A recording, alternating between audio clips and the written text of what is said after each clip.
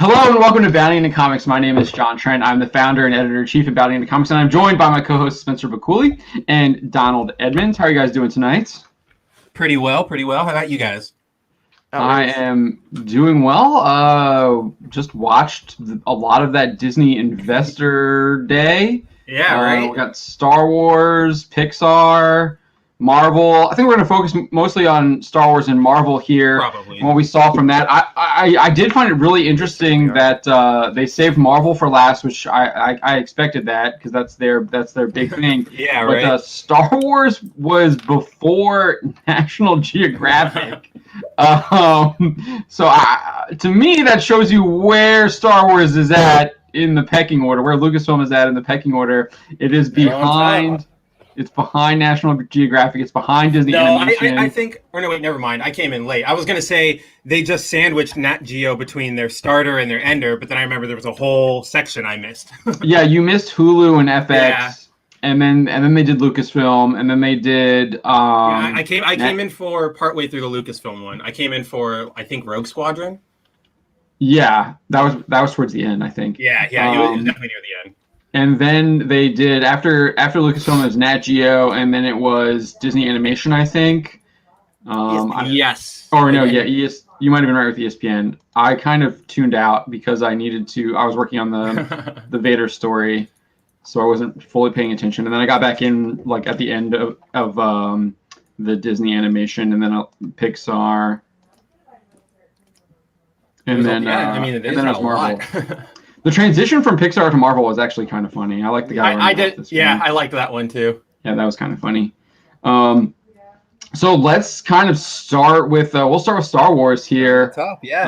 What was the first thing they announced? Let's just kind of go to their account because. Their Star Wars account.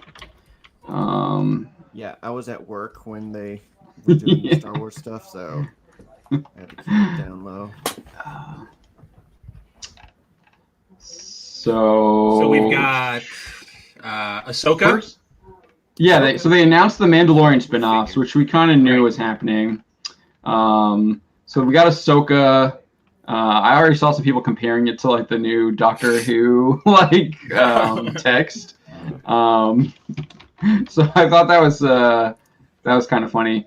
But it looks like they're going to be traveling around a lot. We get a little star map there with the logo. But we all know they're only going to go to 3 different places: to a forest planet, to a ice planet, or to a desert planet. Yeah, for sure. I think that's I don't know what the text reads there. Do you guys? I don't know what that is on the edge of it. The Ahsoka poster. There. Yeah, I don't know if that's like words or whatever, letters. I'm sure it says something. I guess we can assume that she's probably going to be hunting for Thrawn. I would assume, given that's what we saw with the Mandalorian right now. There was another spin-off series they announced. Yeah, we'll get to that. But yeah, Ahsoka wasn't. They announced like 9.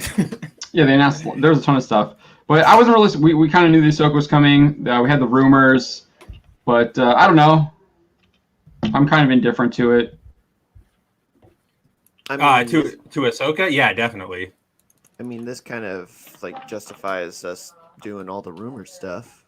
Yeah, I don't want to hear anybody ever coming for us about rumors ever again. Why are you writing about rumors? Oh, this will never happen. Oh, it's from Bounding into Comics. They're only reporting clickbait. Get out of here. Dude, I mean, Hollywood Reporter, Collider, all those people were reporting on that. Everyone's reporting on the Ahsoka rumors. But yeah, pretty much a lot of the rumors that we reported on, though, were pretty much confirmed in this meeting, aside from just the Star Wars stuff. But yeah, so you guys read on that. Lofter is saying he's trying to get us to talk about the Game Awards. He's saying they revealed Sephiroth for Smash Brothers. Cool. I don't really play Smash, so I can't really. Yeah, Sephiroth, dude. I'm pretty excited. I can't. But yeah, the other one that they announced was Rangers of the New Republic. They didn't really provide any details. Yeah, what the heck? What did you say, Spencer? I didn't catch that one. Yeah, they just called it. All she said was like, "We've got Ahsoka and Rangers of the New Republic." That's all Kathleen Kennedy said. I think speculation now is this is the Cara Dune vehicle because she's the marshal now. Right. And like Marshal's kind of like a synonym for a ranger. Obviously, Texas Ranger and a U.S. Marshal are different, Right. but in Star Wars they could be similar. Yeah, so she becomes a marshal, and we also had the other marshal or he's the sheriff or whatever. I think he calls himself the marshal. They call him the marshal. Yeah, the justified guy. Oliphant.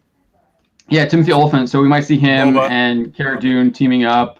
And then the Boba Fett team. I would not be surprised if it's like basically the team that Mandalorian pushed together with the redheaded comedian guy Bill Burr, in this next episode to go save Bill Burr and then to go get whatever his name is, Grogu or whatever.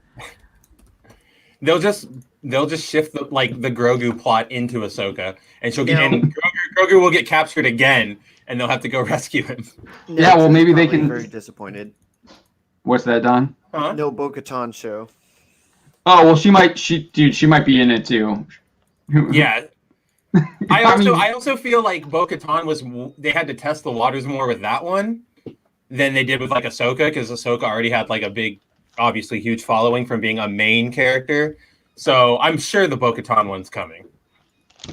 Deviant Porg points out something I didn't even think about this. No Ryan news is good news. Oh, yeah. Yeah, we did not get anything about... There were so many moments there where they were like, this director of Acclaim is getting like his film. And I was like, no, stop it. But it was never John. Like one of them was like, this Academy Award winning director. And I was like, oh, good. That's not him. Right. Yeah, so Deviant, we're just speculating on what we think Rangers of the New Republic is. It's definitely spinning out of Mandalorian, and I mean, there's only so many things that can spin out of that, right? Right. So like the thing that when I first saw what first popped into my mind, it was like, oh my gosh, Filoni's doing a whole show about himself, and it's just going to be those X-wing pilots flying around. Oh man, no thanks. And that's what I like originally thought, and then some other people were like, "Oh, it's the Cara Dune vehicle," and I was like, "All right, I forgot about the Cara Dune rumor." And then they pointed out they're calling him Marshal and Sheriff and stuff. That's why. And so that probably also explains why they did that absolutely idiotic thing where she's joined the New Republic when 2 episodes before she was like, "Peace, like go away. We're not right." I still can't get over that. Yeah, and so now she's part of the New Republic, and she's like a marshal. So yeah, that's probably that seems to be. I think it's safe to say that's the Cara Dune show that's been rumored. Probably. I put money on it. Nano Reaper saying, "I'm not sure it's a huge following." I'm not. I'm not sure what you're referencing there, Nano Reaper. Ahsoka. Oh, that she has a huge Ahsoka. following as a character? Okay, maybe not a huge following, but she has an established fan base. Let's put it that way. I think she probably has the biggest fan base of current Star Wars fans right now, I would argue. 100%, yeah. I think she's more popular than the Mando. Man, have you guys watched Clone Wars any time in the last year or two? Like the original one where Ahsoka shows up? Dude, she's so annoying. I took clips from it to do that story that I did yesterday, I think. Oh, yeah? Where I was talking about Star Wars. I don't even know what I was talking about. I was just checking it out the other day, putting it on the background, and she is like a little shit. That's why Anakin calls her Snips, because she's annoying. That's why her nickname is Snips. It's because she's super annoying. And she is. She's a kid. She's a kid. She's supposed to be. No, I know, yeah. That's why I'm not angry at it. It's just man, she is so annoying. Hail Ninja Knight, thank you for joining us. We appreciate that. Ninja. Appreciate you joining us. So yeah, I think Rangers of the New Republic is the Cara Dune. I don't know. I'm so indifferent about they're spinning off of Mandalorian. You guys, if you've been watching our Mandalorian reviews on Friday, you know kind of how I feel about Mandalorian. I just think it's kind of mediocre. I wouldn't even be watching it if we weren't doing the reviews. I didn't watch it when I went on vacation. To proving my that I'm not just saying that. I know myself enough to know that I wouldn't be watching it if we weren't doing the reviews. So I don't know. I'm not really interested in these spin-offs. I feel like Ahsoka's story is kind of done, especially after the season 7. Especially after the season 7. Yeah, I'm not going to be able to fix that right now. Especially after the season 7 Clone Wars thing where she owns Maul, and I was just that's kind of that was just kind of irritating to me. But yeah, we got Vigilante Williamson is here as well. Hail. Hail. Hail. So yeah, my camera is definitely angled up because you can see the top shelf of my bookshelf. Yeah. That's actually my missal. That's not my Bible. My Bible's okay. downstairs, but that's my like missal that it has all the readings and stuff. Yeah. And it's my prayers like that I the guidebook and stuff. We then got an Andor trailer. I kind of tuned out honestly when they were doing it. I think he was just talking about. It was like one of those docu trailers or whatever, where it's like him talking about the show. Like, wow, I'm so excited to be coming back to the role of Cassian Andor. Yeah, they have like some, I forget what they call them. They call them like featurettes or something. I think that's the word that they use. I think that's right. Yeah, Ninja Knight is saying Ahsoka is the Harley Quinn of Star Wars. I tend to agree with you there. Overused way past her sell by date and should have been killed by the respective villain, as George Lucas intended. She should have died multiple times. She should have died against Vader in Rebels. She should have been. Yeah, she should have been killed somehow.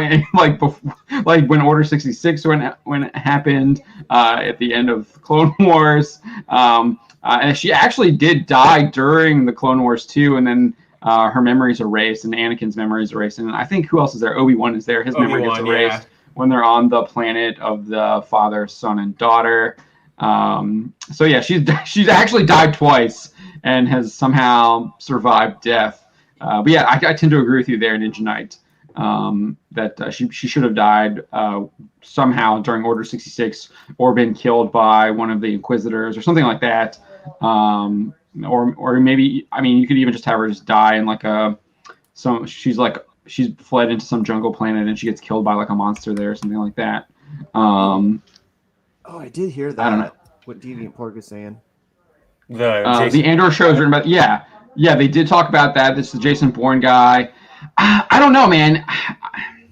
So I did tune it out. I just don't feel like I'm interested in that character. I didn't really find him interesting in Rogue One. He was probably like the least interesting character of like their motley crew. I'd agree with that actually. The Imperial transport pilot. Yeah, the pilot guy. Riza Mead's character. He's my favorite. No. He was interesting. Say that again.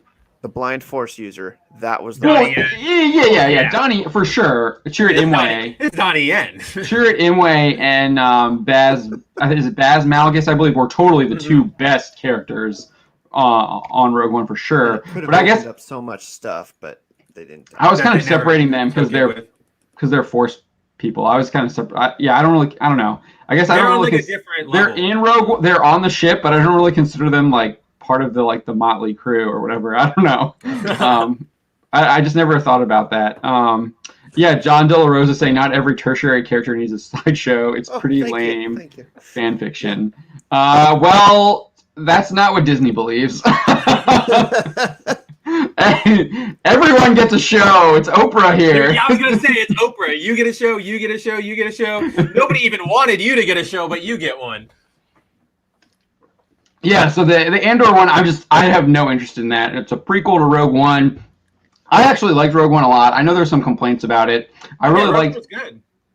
The battle scene was absolutely fantastic in the third act. Yeah. I know people like give Forrest Whitaker an issue, and I do think there's a problem where he just is like, my time is up. I'm going to die. Yeah. Like, he's lost hope. But I also understand that from a character perspective because just the way they portrayed him, I'm whacking my microphone here.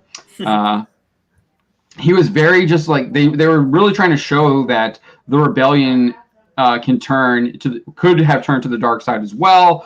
He was very Vader-esque. He even had the oxygen breather that they used to make Vader's sound.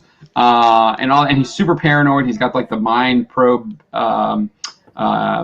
like tentacle creature.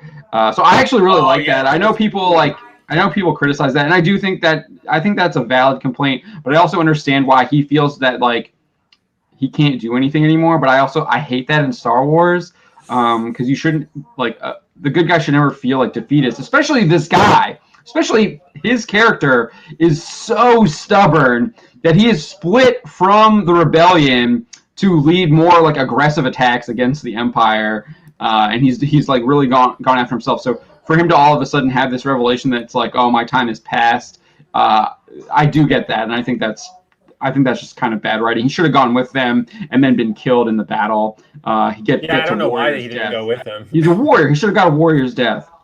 It's one of those didn't even get that. Just a wasted opportunity. It's unfortunate. Yeah,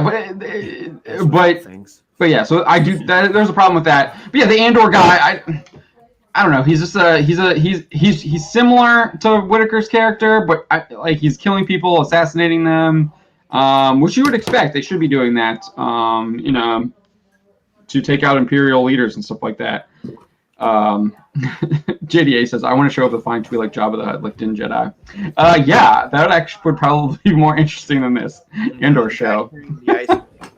She's actually a Jedi. Wait, isn't she dead? She got killed by the by the Rancor. The Rancor, yeah. No, she's actually a rebel spy who was captured by Jabba the Hutt and used as a slave. That's her backstory. I just made it up. But yeah, so I don't know. I'm not really interested in this Andor show.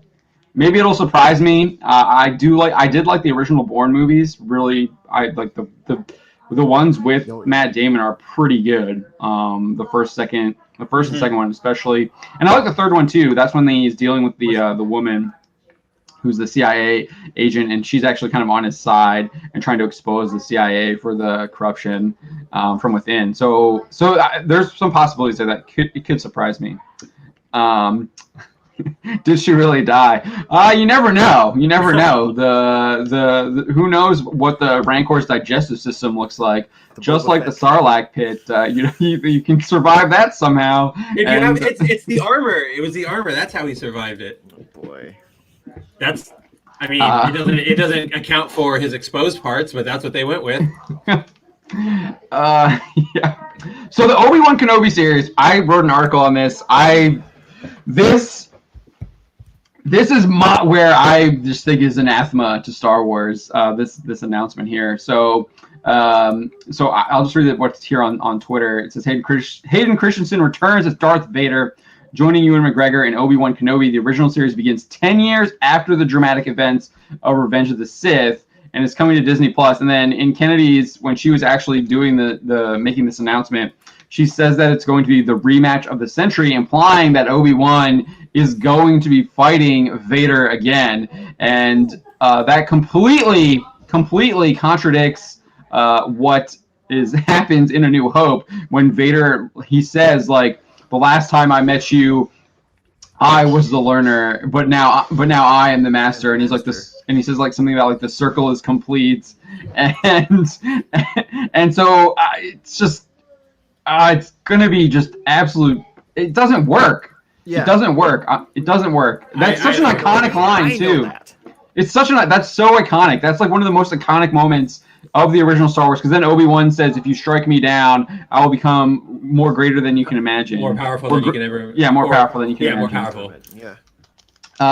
So yeah, I don't really like that. And even in George Lucas, when he's talking about Revenge of the Jedi, which turns into Return of the Jedi, he's doing a story conference. He's talking about Anakin's story, and he says that Obi-Wan can't actually raise Luke because he's a wanted man, and that's why he has to give him to Uncle Owen and Aunt Beru, and then he hides out in the desert to watch over him. Yes, that's my big issue. Is like the whole core of old Obi-Wan, like Alec McGinnis, is that he lived as a hermit. Like even that's how Luke refers to him. Like, oh, that old, like, what does he say? Like that old hermit Ben or whatever, right? Like, Ben Kenobi. Yeah, like he's known as this weird hermit who doesn't get along with people, just hangs out on Tatooine, and that was the whole point. Is he's watching over Luke, like from afar, obviously, but he's watching over him. Right, so, and they've done sorry. No, go ahead. No, go ahead. They've done a couple comics where he like gets involved. Right. It's the new stuff, the Marvel stuff, the new Marvel stuff. Yeah, I mean, they have moments where, like, somebody will come to Tatooine, and so Obi-Wan will step out of the shadows, and I'm fine with that, but the second you have him, like, planet hopping and facing off against Darth Vader and getting this ragtag bunch of if he's checkmark cast members, like... And if he's leaving Tatooine, he's exposing Luke to who knows, so he would want to stay with Luke to watch over him.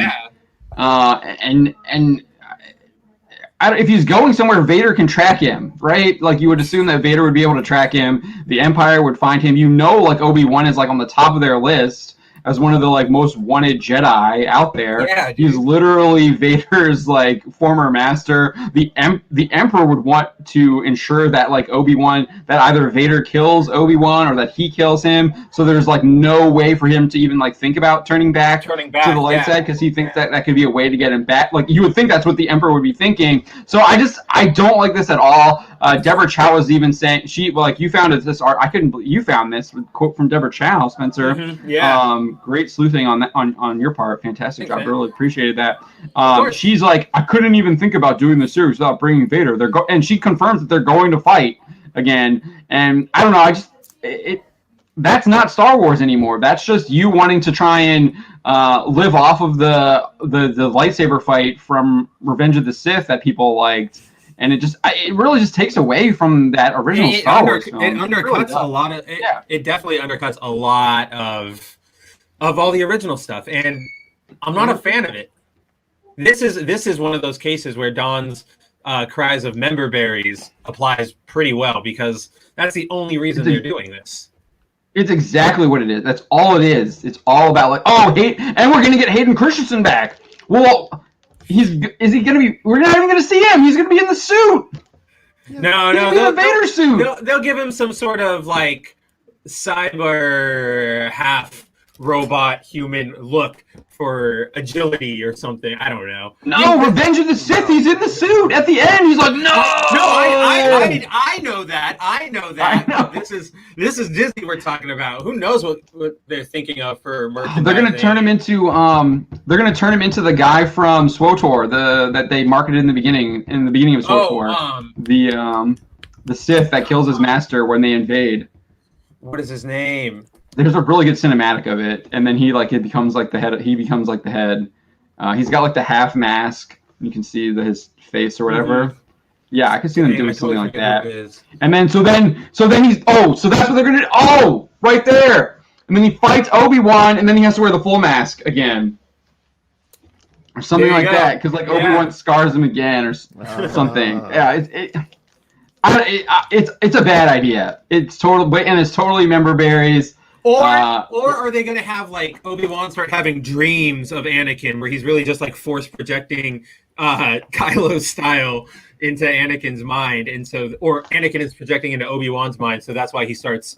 So then that's how you get Christian without his helmet on for the credit. Nano Reaper is saying they could use him in flashback scenes. But so Nano Reaper, Deborah Chow, who is the showrunner for the Kenobi series, says that they're going to fight, that Vader is going to fight Obi-Wan. So I just, that doesn't work.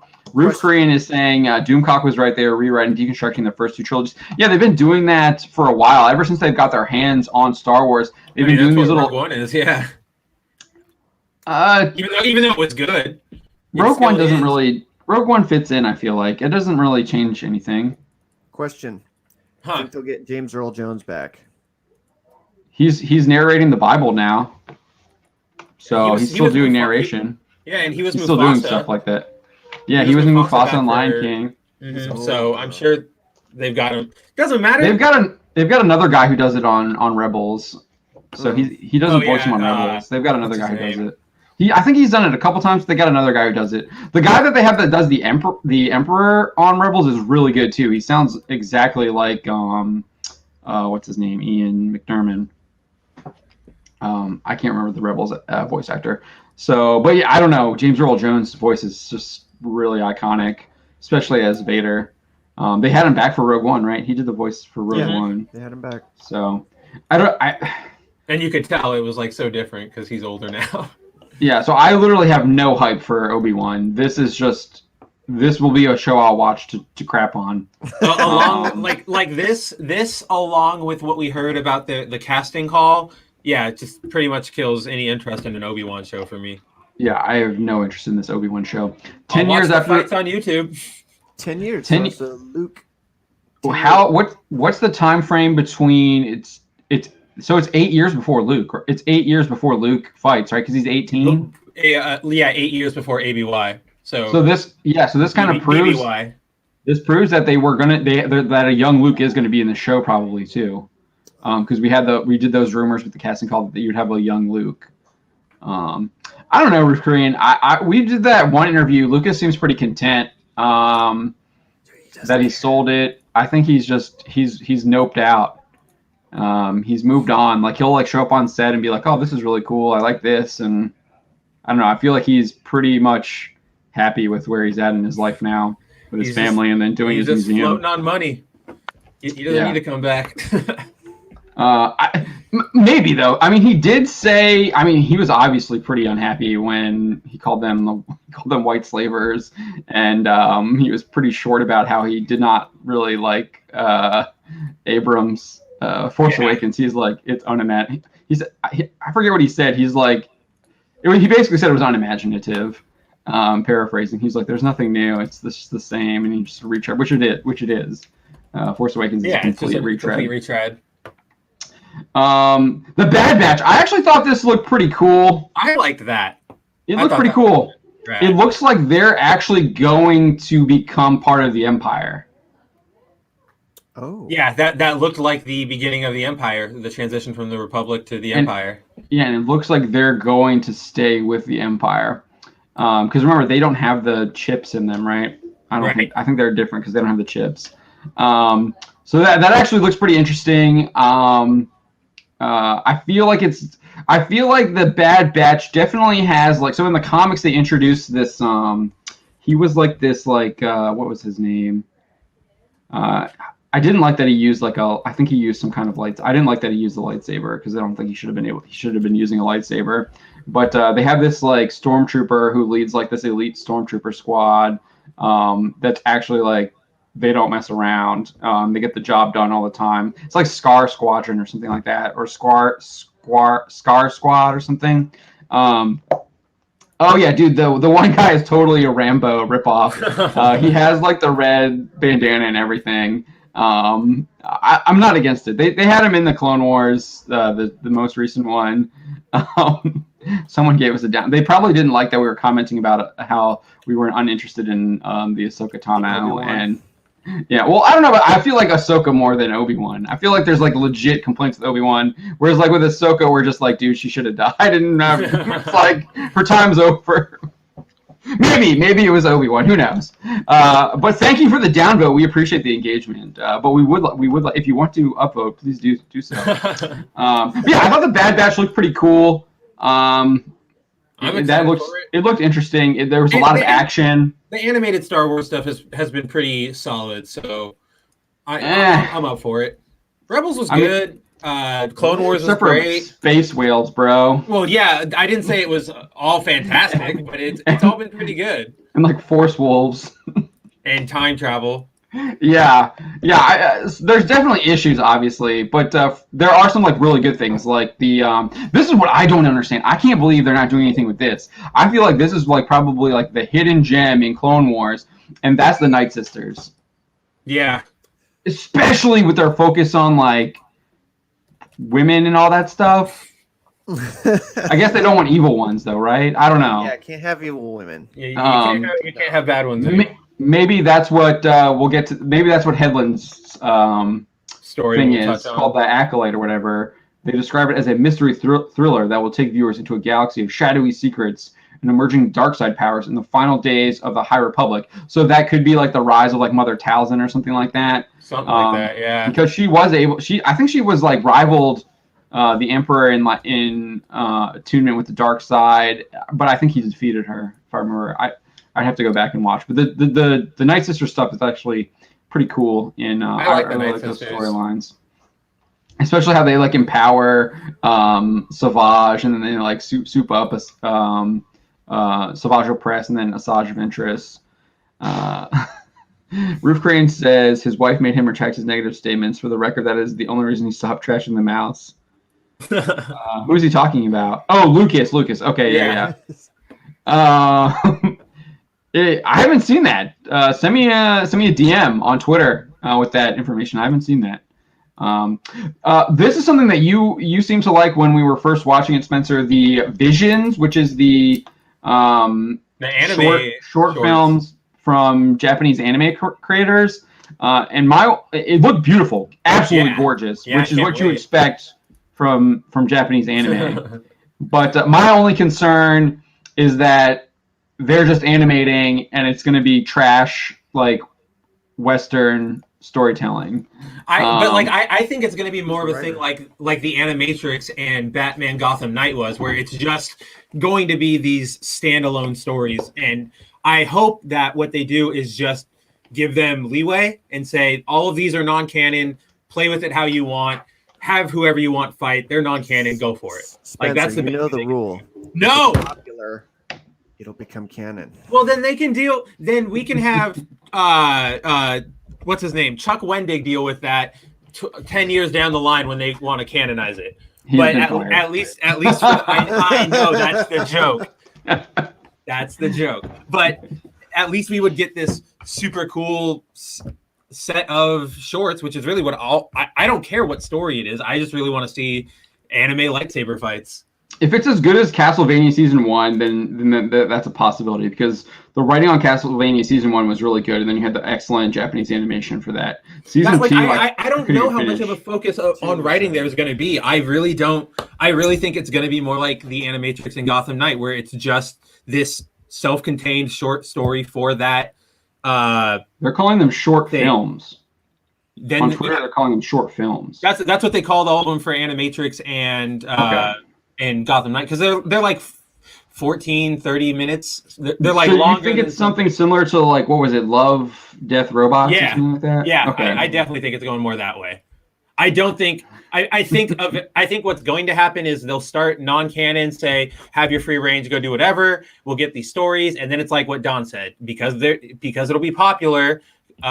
They'll have to incorporate it into canon, and then somebody's going to make a really crappy Marvel comic down the way that splits. We were jumping through warp speed or hyperspace, and there was a tear, and now they jumped into our hyperspace drive at the same time. Wacky. Like the veil. That'll happen down the line. Hope not. Mark Seth asks, so how does this do with Iger saying they want quality more than quantity? I think you should actually believe what they're doing rather than what they're saying. Yeah. What they're doing is pushing out a ton of quantity. What they're saying is like, oh, we have great quality content. And to me, when you're having to say that it's quality, means it might not be that quality.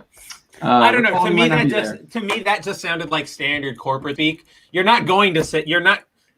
You want to give them that that snappy quote for their brochures and their press releases. Yeah, it was totally. You're right. It's corporate speak, but I think it was also him trying to like. I think it was still him walking back like that when he kept saying like people had Star Wars fatigue, which is just fatigue that doesn't exist. If you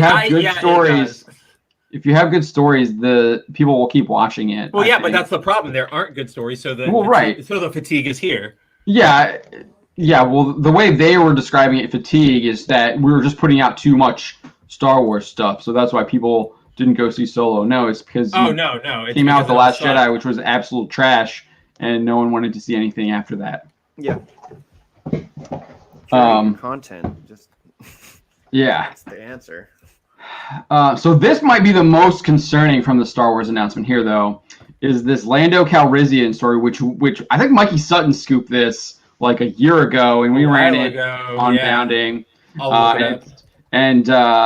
It's going to be with what's his name coming back, the Pando. Oh, Glover. Yeah, Glover. Donald Glover, Pando Lando. So this is going to be a Pando story, and it's by the guy who does. It was from earlier this year when Sutton scooped the Lando thing. Yeah. Okay. It wasn't even Sutton. It was Outlaw Noah, not Sutton. I think Sutton's in there too. I think he has. Randolph's in there. Oh yeah, duh. Of course, there's Sutton. Yeah, he did it like way before. So it's coming from this guy named Justin Simeon, and I guess he was doing the Netflix show Dear White People. Dear White People. Oh, I haven't watched that, but I've I think I kind of get. I don't want to be lectured to, and that's what it sounds like I'm getting. Oh, that's exactly what it is. Yeah. Getting lectured to.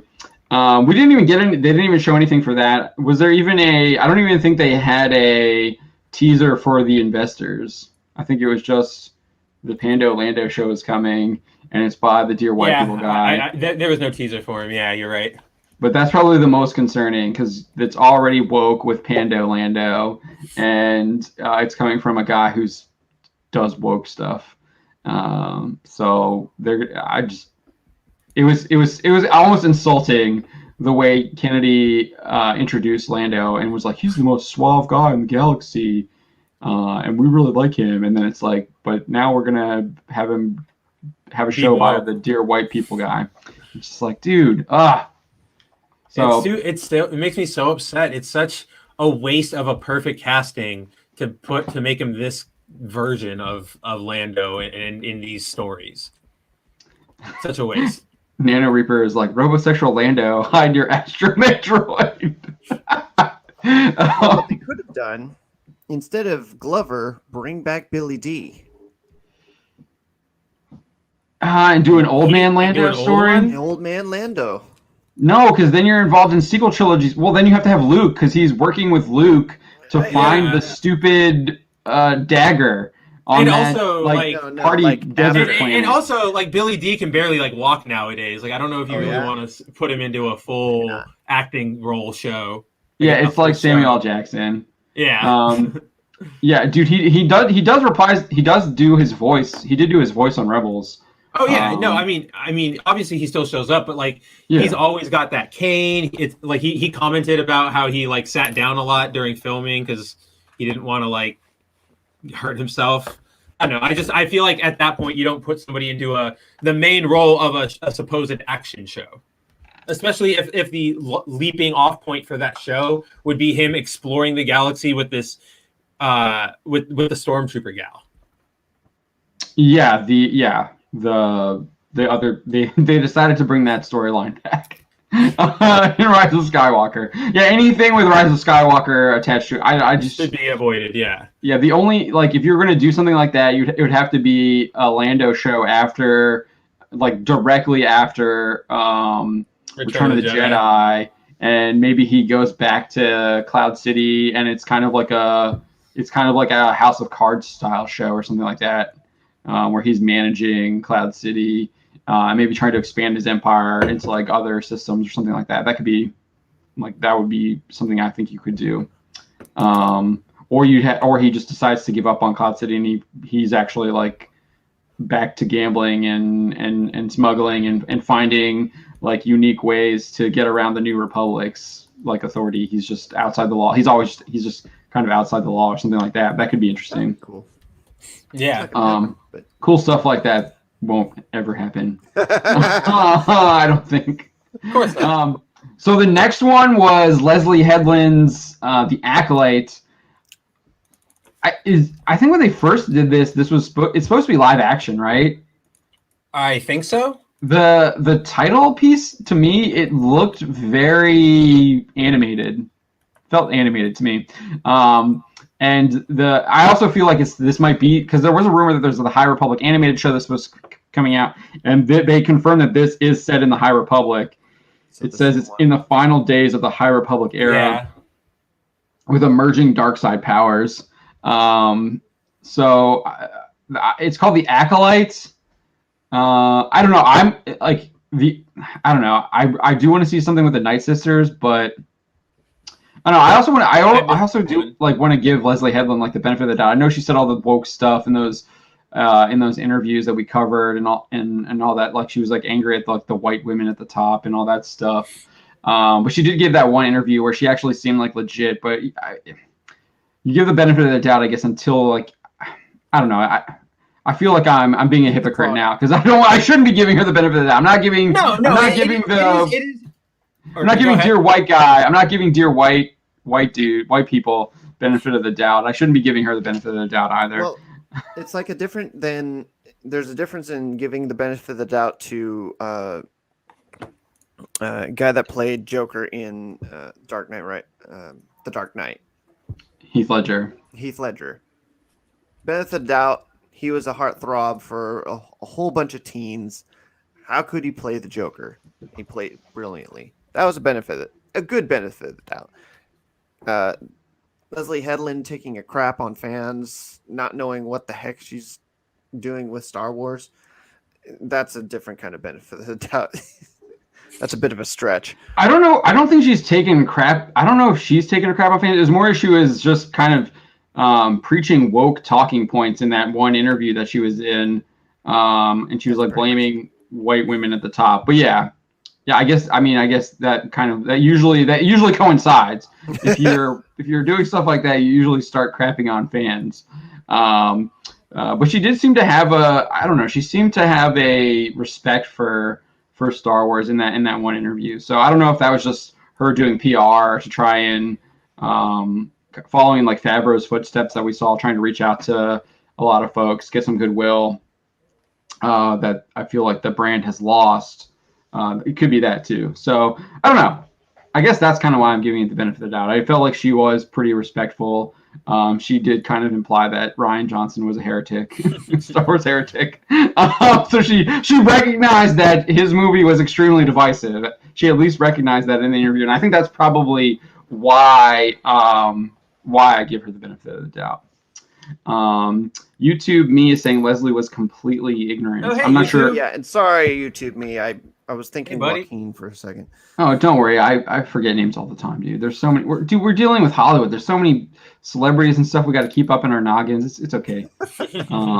Drew, what are you doing in the chat? You can He's join in the in. dark right now. My thoughts on the Star Wars stuff is that it's too much. They should have kept it simple with the Cara Dune spinoff. Who knows when all this stuff is going to happen, though? I don't think they gave release dates on pretty much. There's like no release dates on any of this stuff. Nope. So you have no idea when it's going to come out. Yeah, YouTube me is saying Leslie knew nothing of Star Wars. No person who likes Star Wars. Okay, yeah. Yeah, that's when she was at the she was at one of the premieres. I forget, like Rise of Skywalker premiere. She says, "Oh, all of them." Yeah, I get that. Yeah, I mean, she was. Yeah, dude, you pretty much know what your favorite Star Wars movie is. Mine's definitely Empire. Although I think Return of the Jedi is getting up there, though. I really do like the redemption with Return of the Jedi. I think Empire Strikes Back is the superior movie. Like, it's just the better movie all around. But my favorite's Return of the Jedi. There's just something about seeing that super cool, like, final form Luke. Like, I loved him. Like, as a kid, when he first lit up the green lightsaber, I remember losing it. I was like, that's so cool! Oh, my God! So that one's got a special place in my heart.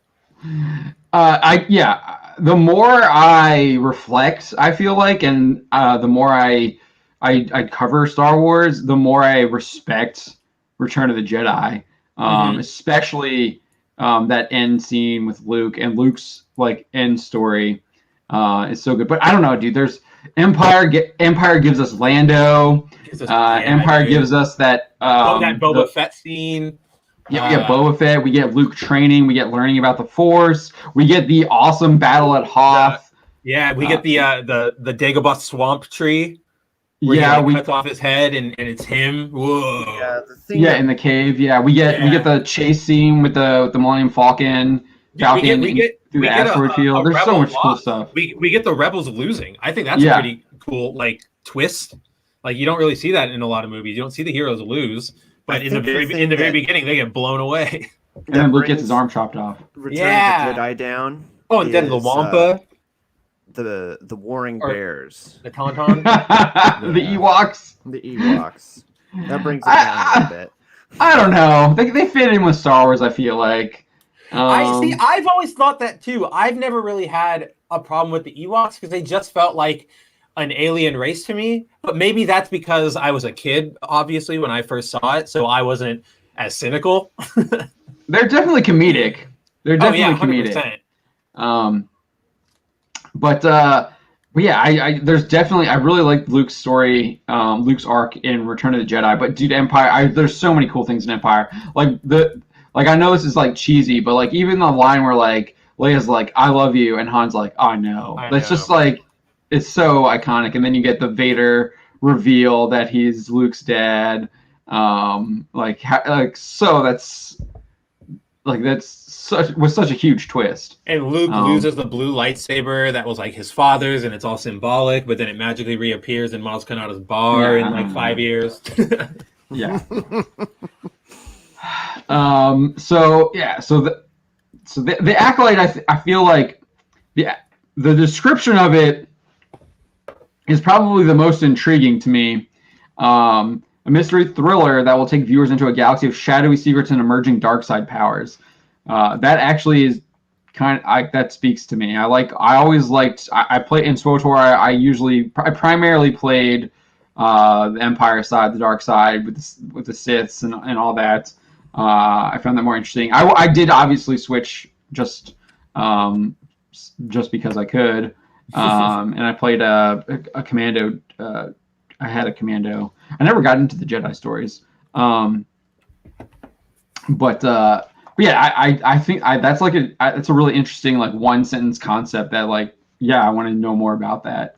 That is something that does interest me because like I said, I really like that. I thought that was the more interesting stuff in the Clone Wars, Empire, the Emperor having to step in when they get to Mandalore, the Night Sisters, and all that stuff.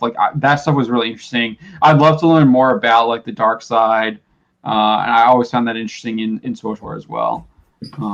So that just that just jumps out at me. And then the last thing I think they did was looks like some kind of a droid story. I don't really pay attention to that. It seemed like a documentary or something.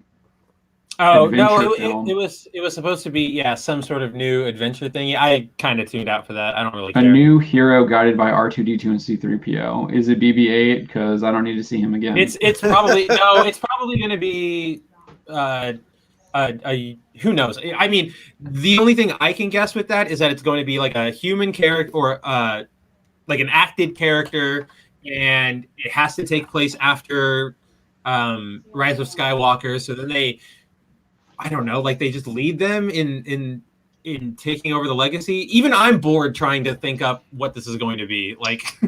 Yeah, I have no interest in that. Connected to sequel trilogy, no interest.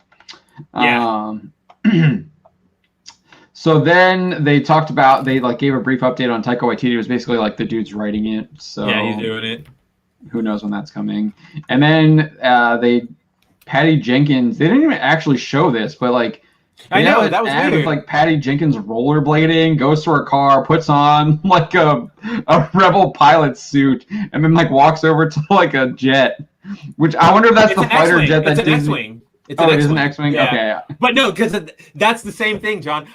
They totally shot that because that's where Disney is keeping their jet. I don't know if anybody noticed that during the Nat Geo section, but Disney basically said oh, and for the first time, we finally have our own fighter jet, and we sent it through all of these national parks for our documentary. And the footage looked great, but I think everybody's overlooking the fact that Disney has a fighter jet now. Yeah. Yeah. Well, they probably have a droid army. They probably bought it from the Air Force because they did all that stuff with Captain Marvel. Captain Marvel. Yeah, they got it at wholesale. Yeah, they bought it from an old Top Gun movie. But yeah, well, yeah. They're never going to pay Alan Dean Foster now. They're just going to fly over his house every few hours. Yeah. True. The Rogue Squadron, this kind of interests me too because Kennedy said it was in a distant era in the future, which means it's away from. My assumption is that it's away from sequel trilogy. It's past that, so it could be interesting. They're getting away from that era and actually moving forward. But if Rey brought peace to the galaxy, then who are they fighting? So I don't know. I also thought when they first said Rogue Squadron, I was like, oh, it's Dave Filoni again flying around the Mandalorian, with the Asian guy who's giving badges to people. Who's giving badges out to everybody? Yeah. So I'm just I don't want to see that. No, thank you. Isn't Rogue Squadron a video game? Mm-hmm. And it's an actual squadron. Right. It's the one that Luke joins at the end. Right. Right. Does Poe reform it? Isn't he in some kind of weird? He's in something too. I don't think he's Rogue. Let's find out. So Luke's in Rogue Squadron At one point, or is it? It might be Wedge. Maybe it's both of them. It's been a while. I know that characters are in it. Let's see. Yeah, it was Luke founded it. Luke founded it. Okay. So, and it's supposed to be taking place in like the future, but it's Luke's Rogue Squadron. I don't know. I mean, Luke founded it. It's not necessarily. He's probably not involved in it anymore. He's probably dead. So it was after Red Squadron got destroyed? Mm-hmm, because Luke and Wedge were the only survivors of the Battle of Yavin. Okay, so he reformed it as Rogue Squadron? As Rogue Squadron, yeah. They never show up in the movies, do they? They are the ones that are fighting on Hoth in the Snowspeeders. Oh, right. Okay, yeah. That's the only appearance of Rogue Squadron. Okay. No, we know Luke's on the Death Star, but they're not. They don't. You assume that they participate in Andor. Like they're there, but it's not Rogue Squadron because Wedge flies alongside. I think it's Antilles Squadron. Okay. He flies with like a different squad for that battle, but he's there. Okay. Yoda has joined the chat. He's saying hello there. Hello, Yoda. Thank you for joining us. Margaret Smith says, "Is Patty Jenkins bringing in a Catwoman to be a Rogue Squadron pilot?" It looks like she's casting herself. Honestly, I don't know. I didn't actually watch the video with the volume on. I just kind of is weird that she's rollerblading. It's just a video where she's like, yeah, like I didn't see the rollerblading part, but when she's in her car, she's like, I'm really excited to be directing this new movie. It's going to, about one of the most legendary, like fighter pilot squadrons. Like, I can't believe it. I'm directing a fighter pilot movie. And she kind of talks about it from that angle. And then at the very end, she puts on the helmet and walks towards the X-Wing. And it's like, oh, Rogue Squadron. It looked like a car ad. It did look like a car ad, yeah. I was like, where's Matthew McConaughey showing up in the Lincoln? When you first sent it to me, since you didn't write anything, I thought like, is Brie Larson? Is this a Nissan thing? Is Brie Larson going to show up? What the hell's going on? I mean, she probably will. She'll be one of the fighter pilots. I would not be surprised. Like a cameo, just like Blue 5, and you look over into the cockpit, and it's Brie, and she's like, "There's Brie." No, she's going to be the main character. Better not be. All right, so they put out a sizzle reel with all the Marvel stuff, or no, it's all their Disney Plus stuff. All right, so let's do the Marvel stuff because I actually thought I wasn't really there wasn't really a lot of stuff Star Wars I was like super excited for. The Rogue Squadron is interesting. I need to learn more about it. I want to know more about Headland's the Acolyte because it's Headland, yes, but the concept is intriguing. I'll see, and then the Visions, the Japanese anime stuff, and Bad Batch. So there's like 4 things. Bad Batch will probably be the first thing. I guess maybe Obi-Wan I'm not interested in at all. Who even knows where they are in production with everything that happened earlier this year, where like Kennedy threw everything out, and then everything shut down, and then sent everybody home, and kind of a mess. She said they were, or no, that was Feige. He was talking about them. Scarlet Witch was filming. Filming Doctor Strange still in London. Yeah, and then they said that Willow was going to film in Wales next year. Yeah, and then they gave an update on Indiana Jones 5, which has been like in development for like a decade, or even longer. So I just had like whatever. Who even cares anymore? Yeah, it's like, all right, you can give me an update when you have a trailer and you're actually finished filming or something like that. Just like tuning out. All right, so let's go with Marvel because I actually thought there was some really cool stuff here. Interesting. They actually gave us some trailers. There were a couple. I think there were a couple more too that were investor only. Yeah, I think like there was a Miss Marvel one. Oh, I think so. Yeah. Yeah. Huh? I don't remember. They showed us the Miss Marvel one. They showed it. They did because we got to see Bisha K. Ali and Sana Amanat talking about how they cast her. Oh, right. They had her on the phone, I couldn't believe I got the part. Yeah, it was one of the things you were talking about earlier. Yeah, I'm not going to say what I said You can read our article about Bisha K. Lee and judge for yourself. Oh no! I mean, it was the type of like you said. It was like you were describing that type of trailer earlier. Yeah. It was a featurette. Yeah, it was a featurette. Right, featurette. Yeah. That's what they call them. But yeah, so we got a new WandaVision poster, which is like that. It's them on a TV screen, like about to kiss or something like that, and then the poster's coming out. So yeah, WandaVision trailer. What did you guys think of that one? I liked it a lot. I got a lot of Legion vibes from it in a good way. This was the best WandaVision trailer we've gotten so far because we got like. I thought the part that was really interesting to me was the Monica Rambeau part. She's like, "Who are you?" And she's like, "I don't know. Where am I?" I thought that was really like it was only like a short clip, like 10 seconds. And then that was like on that, really... there was that shot of Catherine Hahn where she's like, "Are you here to help us?" or something. And I was like, "Whoa, this is gonna be rad." Yeah, that was like really interesting because she says that, but then we know that like in the other trailer, she's like laughing at Vision because she's like, "You're dead."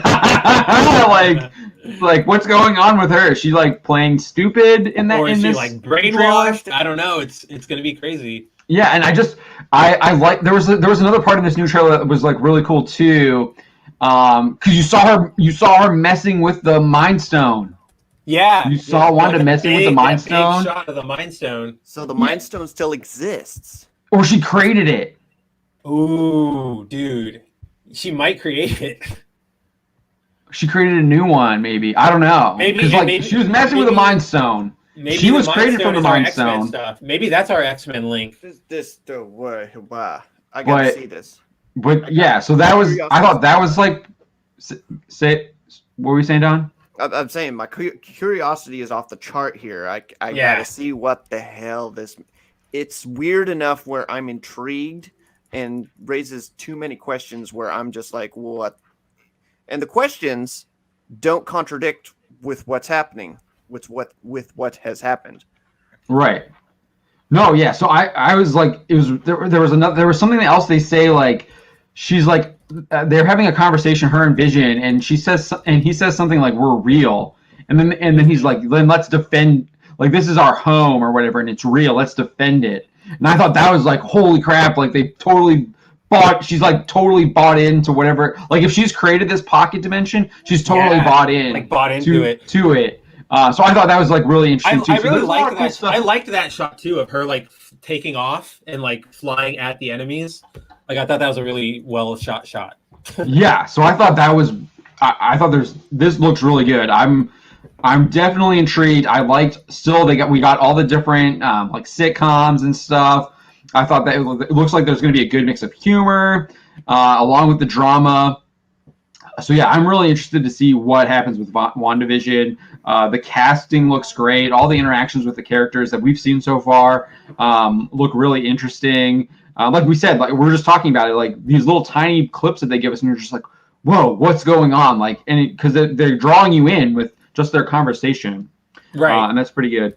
Mitch Ryan is saying Vision is Jarvis and Ultron's would-be body. The Mind Stone is something else. Well, we know that, but we also know that it should have been destroyed or something or it's gone after Endgame. So the fact that it's showing back up is a pretty big thing. Yeah. And especially if Wanda's going to manipulate it. Because that he's talking about Endgame now. Or Infinity War. He's saying him dying when it was destroyed made no sense because he didn't need the Mind Stone to exist. Because I think that's how that works at the end of Ultron or Civil War maybe. I always thought that it was like that was kind of what gave him consciousness. Yeah, like that was the battery to everything. So without that, you couldn't have the synthetic life because before. Remember, like in Age of Ultron, Jarvis was like corrupted, and Ultron was kind of half complete when they were looking at it. So that was like the missing key. Right.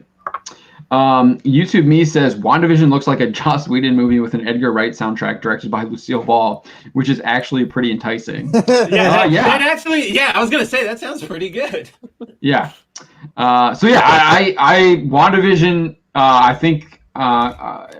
Was WandaVision supposed to be the one that came out first originally? Falcon and the Winter Soldier. I think Falcon and the Winter Soldier was supposed to come out first, because that was going to come out after Black Widow, but I think they pushed it after Black Widow because obviously Florence Pugh is probably going to show up in that. According to the rumors that are probably pretty on spot, considering they come from Sutton, is that Florence Pugh is going to play a role in Falcon and the Winter Soldier and Hawkeye. So they need to introduce her first before they show her off. Go check out Don's article on it. He's got the breakdown. Yeah. So after WandaVision, we got Falcon. Pull a Justice League. So then they talked about Doctor Strange Multiverse of Madness. This is where we get into the woke. Yay! Give it to me, Don. I know you got some thoughts on this. So we're getting the most annoying character. She was not annoying when she was first created. Yeah, in her first few appearances, she was all right. Okay. She looked rad. She had a cool design. And her powers are cool. Like, objectively, they just are on a really crappy character.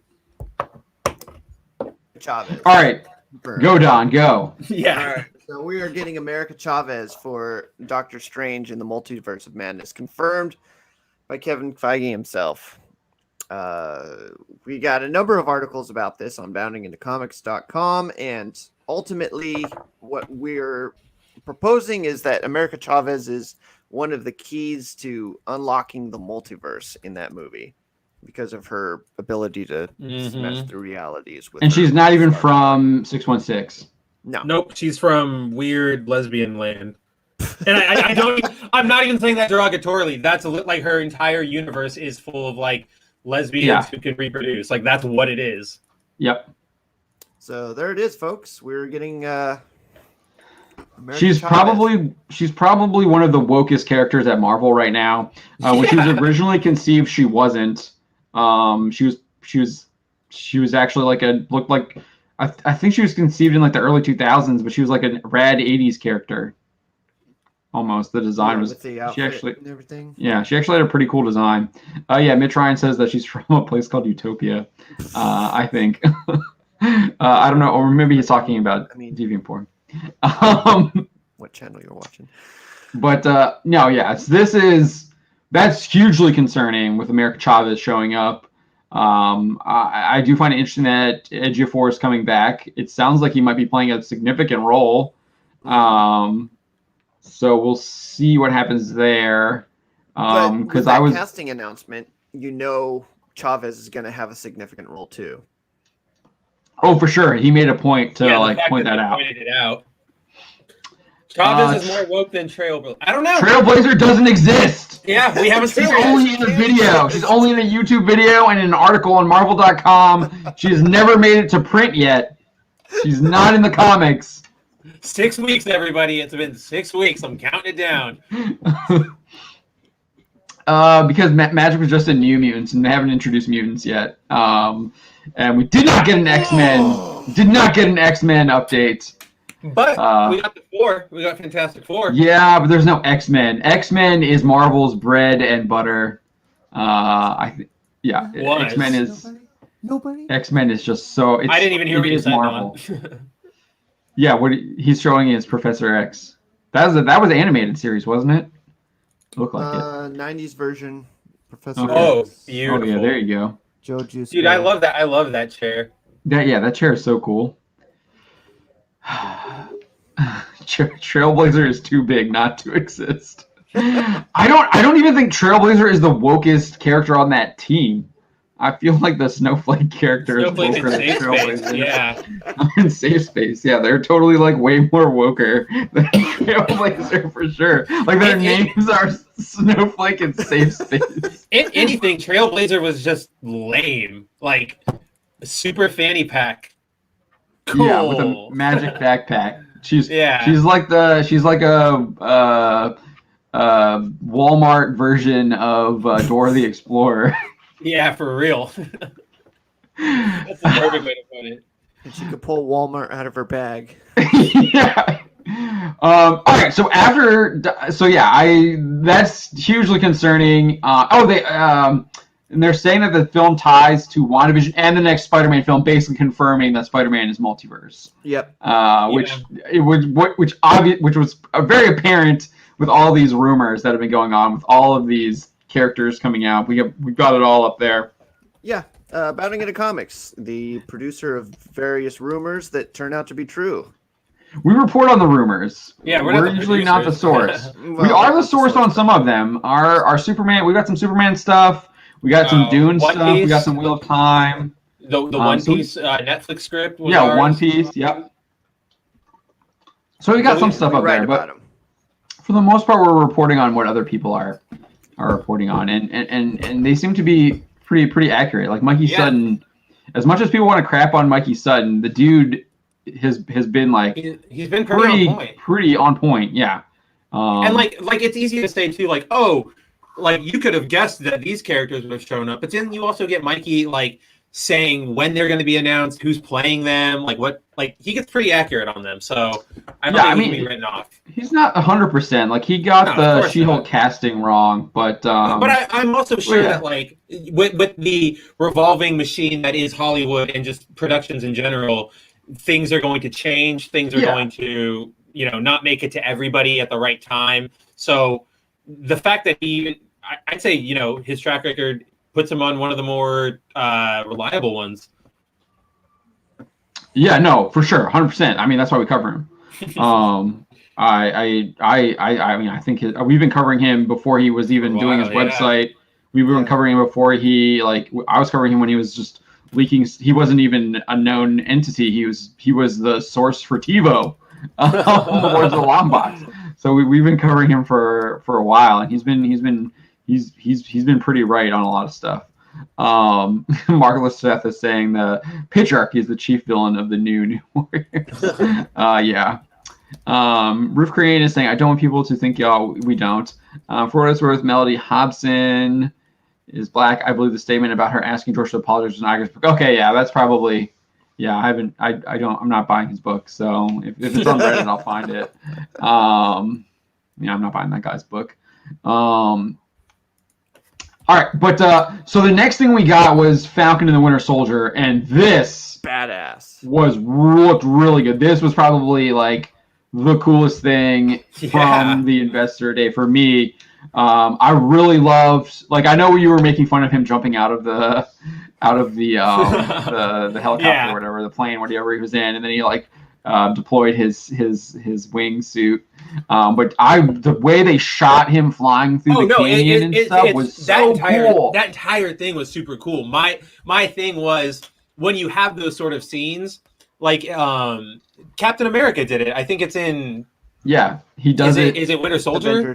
Or Avengers, he just jumps out of the plane. The reason those scenes work is because it's like this person has no logical way they could survive. How is they going to do it? But it's like you can't have the same shock when the guy has wings.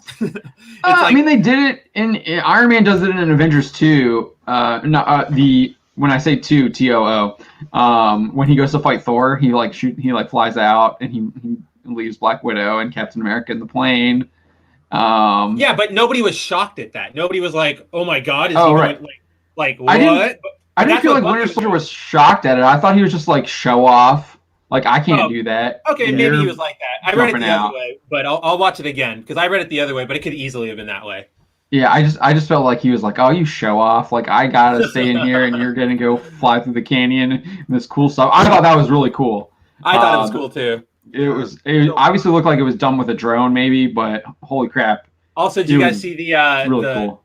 the new costume for Winter Soldier that makes their job a hell of a lot easier? Where he's now just covered in a jacket, so you don't have to animate the arm for like every scene. Oh yeah, we've seen that. That's been around for a bit. I think I did a video on that like last year. Oh really? I saw it at D23. Yeah. I've never seen that.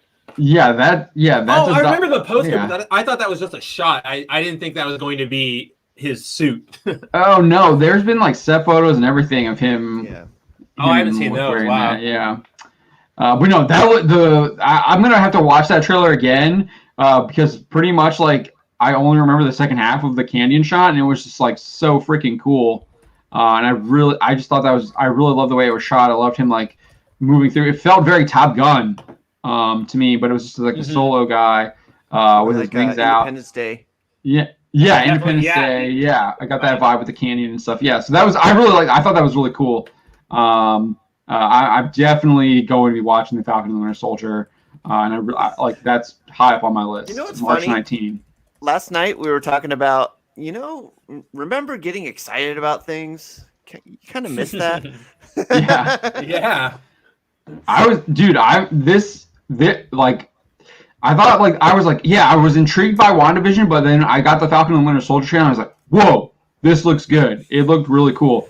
And it definitely looks like it's going to have like a military vibe to it. YouTube me saying U.S. Marine Corps, hoorah! Yeah, for sure. So yeah, it looks really good. I'm excited. I'm going to probably watch the trailer again after the stream because it looked really interesting. So then we got Loki. The screaming memes. What's that? The screaming memes. The group of women that attack, I guess, U.S. agent. Oh, is that what they're calling them now? I thought they were something else. I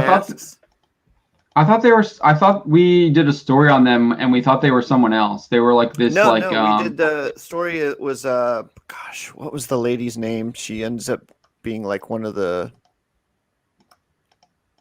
It was like a group of female wrestlers. Yeah, they're. I forget what their name is called, but yeah, it's a group of female wrestlers. Screaming Mimi, and the other one is like. Oh, that's the character's name. Okay, yeah. Yeah. Who is that? Is that the person with the they got a black mask on with a handprint? I didn't recognize Screaming that. Mimi is Songbird. Songbird, yeah. Sorry. Oh, right, yeah. That's her villain name. Yeah, she has another name too. I forget. But did you recognize this character with like the red hand? The only mask? person I thought it could be is Echo. Because female hand-to-hand combatant who has the handprint over their face, that's Echo to a T. Is the red hand? Is that like I feel like that's got to be. I feel like it's some kind of. Is that a group? I don't know. I forget why she has it, but in the comics, it's just a white handprint on her face. So maybe they're Marvelizing her, or MCUing her rather. But is it a Wakanda character? Mm-mm. She is a Daredevil character. Yeah, she is. Okay, she's Daredevil. That's interesting. Yeah, so I didn't recognize that character. Me neither. And she shows up twice. They gave us the football scene again. He's at some memorial. I don't even remember seeing that.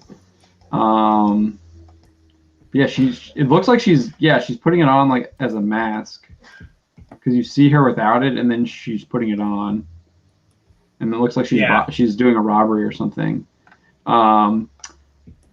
But yeah, so we got questions from that. Yeah, Mitch Ryan is saying Screaming Mimi became Songbird when she was part of the Thunderbolts. Yep. She was the original Ronin, disguising herself as a man when she was on the Avengers. Echo was, yeah. Screaming Mimi is a name for diarrhea, says Mark. Yeah, Echo was the original Ronin. Is it? Yeah. Okay. No, the original Ronin was. When you said Echo, for some reason I thought that was like the new. And then she took over from Hawkeye. Okay, when you said Echo, for some reason I thought that was the new Daredevil sidekick that Charles Soule introduced. That was Blind Spot. Blind Spot. Okay. I was like, oh, Echo. That makes sense with Daredevil, right? Mm-hmm. Yeah. So Loki. There was so much in that trailer. I didn't. Expect it starts off like kind of slow, and then it's like, when you're like, whoa, what did I just see? And you have to go back to like really figure out like what you saw. I think there was like a clip where we thought it was Black Widow. It looked like sitting on that planet from Endgame. I forget the name of it. Yeah, Vormir. Vormir. Yeah, Vormir. Yeah. But we do get confirmation that it's the TVA, which is the Time Variance Authority. Yeah. And it looks like Owen Wilson is not playing. He looks like he's playing like a TVA bureaucrat. Chronomonitor. Yeah, a Chronomonitor. He could. What's the? There's one that's like a. There's one who's like a boss that he might. It's hard to tell. Oh, the one that I thought Gugu Mbatha Raw was, which is oh gosh, I forgot the name. I forgot the name of him. We've got a story on there about it on the website. It's been a while since we've done any Loki stuff, so right. Yeah, it's not fresh in my mind. Dude, but this looked eyes wide shut. In terms of like the saturation of darkness and like the lighting style on during at least one of the scenes. So you're talking about the way it was shot? Yeah. Okay. I was like, cause it doesn't seem like there's like a secret society. I was gonna say, what angle is this society? You get I definitely felt like there were some member berries in the trailer because you get like talkie, and that's kind of what Vince Vaughn did to him in Wedding Crashers. See, I don't think that's a Wedding Crashers reference as much as it is just an Owen Wilson thing. Like that just seemed like him being him. I guess. Obviously he gets free of the TVA, or unless the TVA stuff is towards the end. He's been captured. He probably gets away because then we see him like doing that bank robbery, robbing the plane and then teleporting onto the Rainbow Bridge. Yeah, Heimdall brings him and Thor. You assume it. He says that. It looks like he's in the Catholic Church at one point. I don't know where that is. Oh yeah, that was a pretty shot with the stained glass. Yeah, that's really pretty. I just stopped. Maybe that's with the TVA. Because it looks like he's working with the TVA because he's wearing a TVA jacket, or at least maybe he's like posing as a TVA agent potentially. Or like when people get arrested by the police, sometimes they just wear police jackets because they're in custody and they're cold. So it could be one of those kind of situations. Well, he's by himself though, so that's why I just. Maybe he escapes. Maybe that's how he escapes too. This is totally Black Widow because she's got the blonde hair and she's sitting on the like a big purple planet. She's sitting on the big purple and she's seeing like a fight happen in the space above her, which maybe you assume it's a different dimension Black Widow or different or time. Yeah, when I say dimension. Who knows how their time travel works? They still need to explain. I know it is pretty spotty, but because the way it's explained in Endgame is that if you travel through time, you create another timeline, which is basically another reality or another dimension. They're all the same. So you get that, and then you get the scene where he's like in a ruined New York City. Because you get Avengers Towers like in ruins. Everything. It looks like he's standing in like a crater where like a bomb looks like a bomb went off. And so you have no idea what's happening there. There's just like epic music playing, and he's just standing in the middle of this crater, and you can see Avengers Tower in the background, like in ruins. And then you get the jet plane scene, and then he jumps off of a plane, just like Falcon. So he gets the plane jump. And it's basically that Deadpool. It's like Deadpool. Oh, superhero landing! He's gonna do a superhero jump. It's like no, he's gonna do a plane jump. I'm gonna do a plane jump. It's plane jump phase. But it's a subversion tactic because Rainbow Road opens up. Yeah, and he's like who knows what's in his briefcase, but he has the briefcase. It looked like money. Some kind of foreign money. Because then the dollar bills were floating out at the end, and it made me think why don't criminals ever zip up the bag all the way? But this looks like a total villain. It looks like what is this guy? There's some dude with like huge shoulder pads who's like wielding some kind of like meat cleaver. He looks like he's a. Is that you think that's a strong guy? He's black. But it looks, I don't know. And then there's these guys in these blue outfits that he's fighting. There's like they're like in a blue fencing outfit. Are those the time? I don't know. The time cops? They could be. Yeah, Roof Green is saying, I thought the people in robes in front of Loki were Vulcans. About to ask Loki to assist in a Feltor pond to respect Spock. Oh no! I actually know what that is. I think we did an article about that. But yeah, so like it looks like he's in like I don't know, he's somewhere. There's like a missile coming at him, and he's running, and then we get the fight scene with the big dude, and then the blue guys. It's like really goes by really quick, and then he jumps out the plane, and he's got like his sunglasses on, and then he gets the Rainbow Bridge gets him. And then it ends. Oh no! Then we get the President Loki reference. Oh yeah, that's right. The vote for Loki badge on his lapel and everything. And then all the people who are behind him like turn on him. It's kind of funny. So who knows who he's even talking? Who he's facing off with there. But yeah, so that looks kind of fun too. I'm not as excited about that as I was for Falcon and Winter Soldier, but it does look fun. Yeah, definitely. I mean, yeah, it looks like a villain show. Yes. Even though it looks like Thor's helping him. Have they done a villain show before? No. What they've definitely done. They've had to have done like shows focused on villains before. Not Marvel hasn't. Oh, Marvel hasn't. No. Oh, I thought that's what you're asking. They've only had. Disney hasn't. No. Disney. I mean, they have. Never mind. Yeah, I was gonna say that stuff. The Disney, whatever their like kids one is, like it's about their kids. There's some franchise for it. It's about the kid, like the villain kids. Doesn't really matter. Mitch Ryan says that it could be the Wrecking Crew. Oh.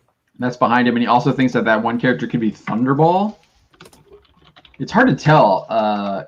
Descendants, that's what it is. Oh, okay. That franchise. It could be Thunderball, but it looks like he has a meat cleaver, not a giant wrecking ball. Maybe it's just my. Oh, Legion. Thank you, Mark. And then there's these other guys in these like helmets. Those look like they're the space cops. They look like Red Skull troops, though. Yeah, that's what I was thinking. Yeah, this looks like he escapes because they all come in running. I wonder if Owen Wilson helps him escape. And then, let me see if I can Owen find Wilson this. is not Justice Peace. No, but he does look like he's a TVA bureaucrat, though. Yeah.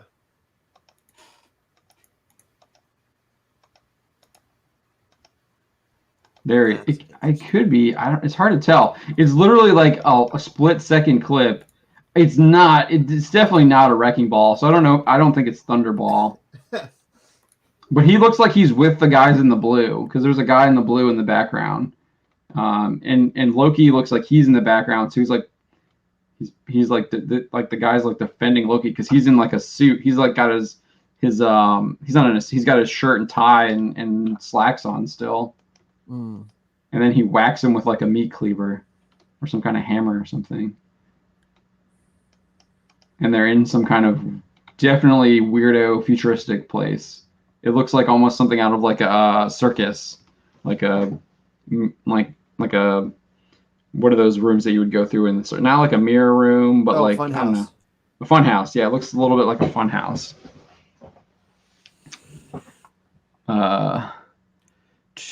All right, what was next? Next was What If. So there was a lot of cool stuff in What If, and I think the What If stuff is going to be canon because you get this voiceover from the Beyonder, who says what does he say? He says something where it's just like, in these like, I have to play it here so I can hear it again. But he says through like the possible. I didn't hear the Beyonder. I heard the Watcher. Or the Watcher, yeah. Sorry, the Watcher.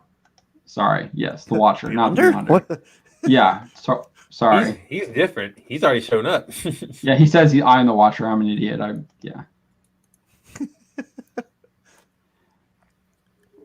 But yeah, the animation. He says I am the guy. Say that again, Don. The animation looks very cool. Oh yeah, really good. He says, I am the guide through these vast new realities, or something like that. Yeah, that's exactly what he says. I am your guide through these vast new realities. To me, that's like they've created all these new realities, and these worlds actually exist in the MCU canon. It is being produced by Marvel Studios. That's not fair, though. That's not fair because we know the multiverse exists, so you're basically getting upset that a multiverse exists. What? Because no, that's what you're saying is like you're saying that these are gonna. Well, you're not upset, but you're saying these are canon. It's like, yeah, of course they're gonna be canon because if the multiverse is canon, then why wouldn't they be canon? But it's not like they're gonna ever show up in the real straight movie. They're gonna show up in the real world. What they are not. They won't. They won't. The rule. No, Don, they're not popular. Yeah. They are going to show up in the 616. Yeah, I mean. Mark, in the 616, sure. In the movie I think what I'm trying, dude, or whatever the movie canon is. You don't think that they're going to do if people are like, oh my gosh, like the zombie story was so great, I need more of that. You don't think they're going to create more of the zombie stuff? Yeah, of course they're going to do that. Yeah, but creating more zombie stuff doesn't mean they're going to bring it into the main continuity. Oh, dude, it's so easy to do that. All you have to do is have like Doctor Strange, he shows up in some movie. He's in a portal and he just looks over and he sees Captain America's zombie. Yeah, but that's the nature of a multiverse. That's right. That's what I'm saying. Not a complaint to me. No, I'm not complaining. Oh, it sounded like you were. No, I'm saying that the What If shows are canon because they're part of the multiverse, and the Watchers saying that. That's what I was saying. I was like, dude, he says like these new realities, and he's just like, okay, the multiverse is real. They're showing it in this What If. We know what's happening in Doctor Strange. They're obviously all the rumors leading to Spider-Man are doing it. So the Loki looks like it's jumping through different realities or whatever timelines or whatever they're going to call it. That's all I was saying. I was like, What If is canon to MCU, even though it's animated. That's what I'm saying. I think it's canon because you get that line from the Watcher in the trailer. That's all I was saying. I wasn't trying to complain about it. I think this looks great. Gotcha. This is like the second best thing that I liked behind Falcon and the Winter Soldier. This stuff looks probably really third good for me. I'm really into WandaVision, but yeah, this looked great. We only got a little bit of the tease of the Captain America zombie. It looks fantastic. They really showed a lot of Peggy Carter. Cool. The Peggy Carter stuff reminds me a lot of like Iron Giant, a little bit, especially when she's on. His mom, Hogarth's mom.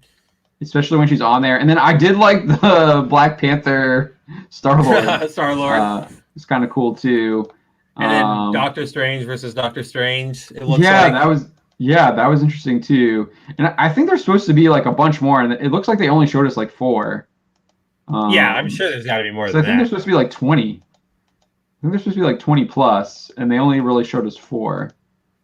Because we got the Doctor Strange, we got the Captain Marvel or the Captain America zombie, we got Black Panther, Star-Lord, and we got Peggy Carter as, I don't even know what you call her because she's not Captain Britain, but she's can't be Captain Britain. She's something else. She's some kind of. She's like Colonel Britain or something. I don't know. What was her rank in First Avenger? It's been so long. I don't remember. Yeah. Wait, why can't she be Captain? Because Captain Britain is another character. Yeah, but this is a What If. No, I know, but it would be confusing. But that's like saying why is Black Panther Star-Lord when there's already a Star-Lord? No. This is an alternate version of Captain Britain. Spencer. YouTube me saying she says she's not from Britain. No, I was just saying that this is Captain Britain. Right. I know who Captain Britain is, but that's not to say that this isn't Captain Britain as well. It's just a different version. No, that's the whole point of a multiverse. Captain America. She has Captain America's powers, but she has a British shield. But she has the Union Jack completely over her chest too. Like her entire outfit is British. Right, but she doesn't have the medallion that Captain Britain has. That's what. So, that's what I'm saying. That doesn't mean anything. She can still be a Captain Britain. She's just not the Captain Britain. That's the point of a multiverse. Yes, we understand that, but we were just making the point that we wouldn't call her Captain Britain because you already have the other Captain Britain, and even in a multiverse, you would still have a Captain Britain in that too. That has the medallion. But why? No, not necessarily. You could have. You normally do. No, you could have different. Like there are definitely different multiverses where different characters have different powers than they normally would. That's like half of them. There's like so many different stories where, Captain America isn't super powered. He's just a strong guy or something like that. Like there's nothing to say. Suit. Yeah, exactly. There's nothing to say that this isn't that universe's version of Captain Britain. Right. Okay. All right. And then we didn't really get anything. This was really weird. So instead of calling him Shang-Chi, he called him Shang-Chi. Yeah, that was weird. Yeah, Mark Earth, she's Corporal Britain. There we go. Or Major Britain. There you go. Sorry. Midshipman Britain. Then the chat's having fun with it. Private Britain. No, I don't know about that. But we didn't get anything on that except he was calling it Shang-Chi. Hold on, guys, in the chat, she's a British agent in the films. Right. We know. No, but YouTube me is saying that which Britain is she from? She's not from Britain. I'm saying she is. Oh yeah, in the film she's definitely a British agent. She works for like MI6 or something. Yeah. I think. Yeah. In Captain America first, but then she joined SHIELD, and she's the founder of SHIELD, which is an American agency, right? Or international, or I guess internet. Yeah, it's kind of outside of it. I feel like they made it American because the U.S. Congress is the one that disbands it. But then it's also international when Fury's reporting to those international people. So who knows? That's kind of weird. Yeah, I don't think they ever solidly defined it. Yeah. They were calling it Shang-Chi. That was weird. She could still be a founding member of a American agency if she's British. I think Feige's lost a little too much weight. That's why it's impeded his speech a little bit. Which makes me concerned. Last guy we saw on screen that lost a lot of weight like that is Chadwick. He didn't look like he lost that much weight. He looked healthy. I didn't think he looked bad. Yeah, I didn't think he looked bad, but I think Don's got a valid point too. No, although Chadwick, he kind of was looking more shake. I don't know. I'm not going to say anything. Yeah, I think we don't need to. No update on Shang-Chi. I guess it's Shang-Chi now. It's Shang-Chi. It's always been Shang-Chi. I don't know why he's all of a sudden calling it Shang-Chi. Maybe he's having the commies got to him. Trying to tell him how to pronounce it. Mark, the trailers are all on YouTube, the ones that they released, and on Twitter. I'm looking at them on the Marvel Studios Twitter handle right now. But yeah, they're on YouTube as well. Marvel Entertainment and the Star Wars pages have them all. And then they did the Marvel. Then we got Miss Marvel. It was cringe. I wasn't even really paying attention because I just don't care about this character. It was just it literally Sana Anamanat shows up and you just know she's got her hands all over it, and it's just going to be just as bad as the comic. It's going to be just as bad as the Marvel Avengers game that lost Square Enix a ton of money, and they still haven't recovered from that. No. The only thing that's really positive about that show is it's making the woke crowd really pissed off. Yeah, Spencer did that story on that. They're the ones who are taking issues with casting changes now. Yeah, dude. They're like, oh, it's okay if you race swap all the other characters. Suck it, you fanboys. And but now when it happens to one of their characters, they're like, ban, boycott this movie. It's freaking hypocrites, man. But yeah, they showed us some clips from it. It just looks It looks like a garbage. It looks worse than a CW show, honestly. I don't like the filming style. It's It just was too orange filter or something. I didn't like it. Everything about it was just like pass, not interested. It doesn't look like a superhero flick. It looks like a teen drama. Mm-hmm. It looks like Wizards of Waverly Place, or like Hannah Montana. Yeah. It looks like a Disney Channel show. Yeah. For teen girls. Yeah, I have no interest in it. But apparently she's going to be showing up in Captain Marvel 2 with the return of Brie Larson, and then they're going to put Monica Rambeau in it. Of course. They probably listen to Eric July. We'll see what happens if they actually did listen to him, or Monica's going to be tokenized again. Like she was in the first one. Probably not, because she'll probably be Spectrum or what's that? She Pulsar? might come into her own during WandaVision. Yeah, she'll like become Spectrum. What is it? Spectrum, Pulsar. Mm-hmm. She has there's like a couple other. She has like She has like a number of aliases. Yeah. She was Captain Marvel. Obviously, she was Captain Marvel. Yeah, so we'll probably get November 11, 2022. I have no interest. The first one was crap. No interest in seeing that one. The second one. Hawkeye. We got the interesting. Wasn't that was the Vera Farmiga? They don't have it in their tweet, but that Vera Farmiga is going to be playing Kate Bishop's mom, which is interesting because in the comics it's her dad who's the mogul. So it looks like they're doing a race or a gender swap there. I thought it was both of them. It was primarily her dad. Was like I feel like if I remember correctly, in the comics that was the. Let's see. Yeah, I remember because I do remember her dad, but I thought I remembered her mom too. Let's see. I'll look it up. Okay, I'm pretty sure. I might be wrong on this, but I'm pretty sure she inherits her dad. She uses her dad's fortune. Yeah. For the most part, to fund the new Avengers. Something like that. Yeah, I think they were the new Avengers or Young Avengers. They took one of those names. One of those names. Something like that. YouTube me is like Brie Larson, sign me up. only if she's looking like she was on what was it, Fallon or Kimmel? Remember that night that Ring the Bell for that night show where she was showing all the goodies pretty much. Which one are you thinking about? She shows up in like this black dress showing up. No, it was similar though. It had plunging like that. It was like a black dress. Yeah, Mark, most of the stuff was already announced. We're still talking about stuff that had been announced last year at San Diego Comic-Con. But they did announce some new stuff. So the next one was She-Hulk. The big surprise there was Abomination, although that wasn't a big surprise because I'm pretty sure Sutton scooped that too. He also said the lead. I think it was Sutton, but he scooped like A-Bomb, and the leader might be showing up as well as Red Hulk.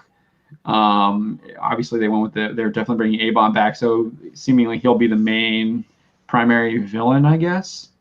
Feige described it as funny, so it seems like they're going to try and go for that 70s She-Hulk vibe. Burn style? Yeah, I would think so, right? Yeah, right. Maybe. You have that woman. Yeah. Writing it. Yeah. Or at least on the writing staff, because I know she hasn't. Yes, the super woke person who was like trying to ban South Park and all that stuff, and then said that she wasn't trying to, and was just trying to like just rail on people on Twitter. Yeah, I haven't heard from her in a while though, so I don't even remember her name. Off the top of my head right now. Be with you. Schwartz, yes, that's it. Yeah, there you go. Dana, right? Schwartz. Yep. Yeah. Did you forget? I don't want to remember these people, these woke people. Remember us. Yeah, I'm sure she does. But yeah, so the Tim Roth returning as Abomination is kind of interesting. Yeah, that's cool. So it'll be interesting to More lead in for a Thunderbolts. For sure, that was the big rumor that it's going to be Thunderbolts with especially after the end of Black Widow. Yeah. With Ross forming Thunderbolts. That's the rumor. Yeah. For Black Widow rumor. If you don't know that we talk about rumors, then they might have spoilers by now. Sorry. We that's what we do here on Banning the Comics. We do rumors and spoilers a lot. That's what we do that a lot. Moon Knight, they just basically said it was going to be like a lot of Egyptology. Yeah, they didn't really say anything about it past that. Casting either. Yeah, they didn't confirm. Isaac. They didn't confirm the rumor of Oscar Isaac, because isn't he like the big rumor right now? I think the trade's still the big rumor. Still. Yeah. Maybe he's still negotiating. They haven't locked him in yet. I think they made mention of. I don't know. They don't have it on here. They made a little bit of mention of Blade, but I don't think they really. There was nothing. They just said it was happening. It's happening still. Yeah. It's still happening. So this is probably a big. This was a big thing. This also confirms big rumors from like last year. I feel like early in the year last year, Secret Invasion is happening. That was the Nick Fury show they were teasing. Yeah, that's totally the Nick Fury. Well, there was Secret Invasion was like rumored back in 2019, and then we started hearing rumors about like a Nick Fury show, and people were like, "This is Secret Invasion," and it looks like that's what it is because we're getting Samuel L. Jackson's Nick Fury, Ben Mendelsohn as Talos. I definitely think that it's going to have to be. So this is what they were teasing at the end of Captain Marvel 2. I wouldn't be surprised if it somehow ties in with WandaVision, because the assumption is that they're building SWORD, the Watchtower, before DC can actually have their Justice League Tower, which is way more iconic. That they talk about that stuff. They do that. It's still a big competition. No matter totally. Dude, if you watch the Toys That Made Me, the stuff with like the Hasbro one, they're just like, we had to figure out what those people were or whoever, is it Mattel? It's the Mattel one. You watch the Mattel one because they're the one who make Barbie. They're like, we knew what they were doing with those Trolls dolls and all this stuff. So we like decided to like do it a month before, and we like crammed it and we beat them, and then it's like, we got them. Like there's like total like corporate like espionage to like try and like beat them to market for a thing they didn't even know. They found out what they were doing, so we need to change our Barbie plan, so we do our Barbie first. Yeah. They announced their multiverse with Michael Keaton. Yeah, the Flash movie. Yeah. And then Marvel's like, we got to do it now. We got to do it. Well, it's just a cycle at this point, because it was like, Marvel did an interconnected universe with a crossover team movie. We got to get that. So they rushed out Justice League, and then they were like, all right, we're going to course correct and we're going to go multiverse. And so now Marvel's going, you know what? We'll steal that. Hell, DC beat them to the punch. DC beat them to the punch on the CW. The CW's been doing the multiverse stuff for years. They did it. They did it with like season 1 of The Flash, didn't they? Yeah, exactly. With like Supergirl, the Supergirl crossover. Mm-hmm. They really beat him to the punch on that one. No, I watched the Mattel. Toys, how the toys were made or whatever. That's how I know what it was. They talked. It is Mattel, because Mattel did. Is Mattel that did He-Man? Yeah. It's just the Mattel one. So I just remember that that just stood out in my mind because they do that. I mean, look at DC Comics and Marvel Comics. They do the same stories, like literally, with like their own characters. It's just like, okay, like come on. DC did like they did their what is it? It was like, it started with a C. It was like Continuum. Convergence. They did Convergence, and then Marvel was doing Secret War. It was like Axis or something like that, and then all the multiverses were converging, right? Yeah, they had to end all the stories. That was Secret Wars. That was Secret Wars. Okay, Secret Wars. Okay, well, Axis was like right before that, I guess. Yeah, Axis is the one where everybody flips their alignment. Yeah. So you had Convergence, and then you had Secret Wars, and they were like right at the same time.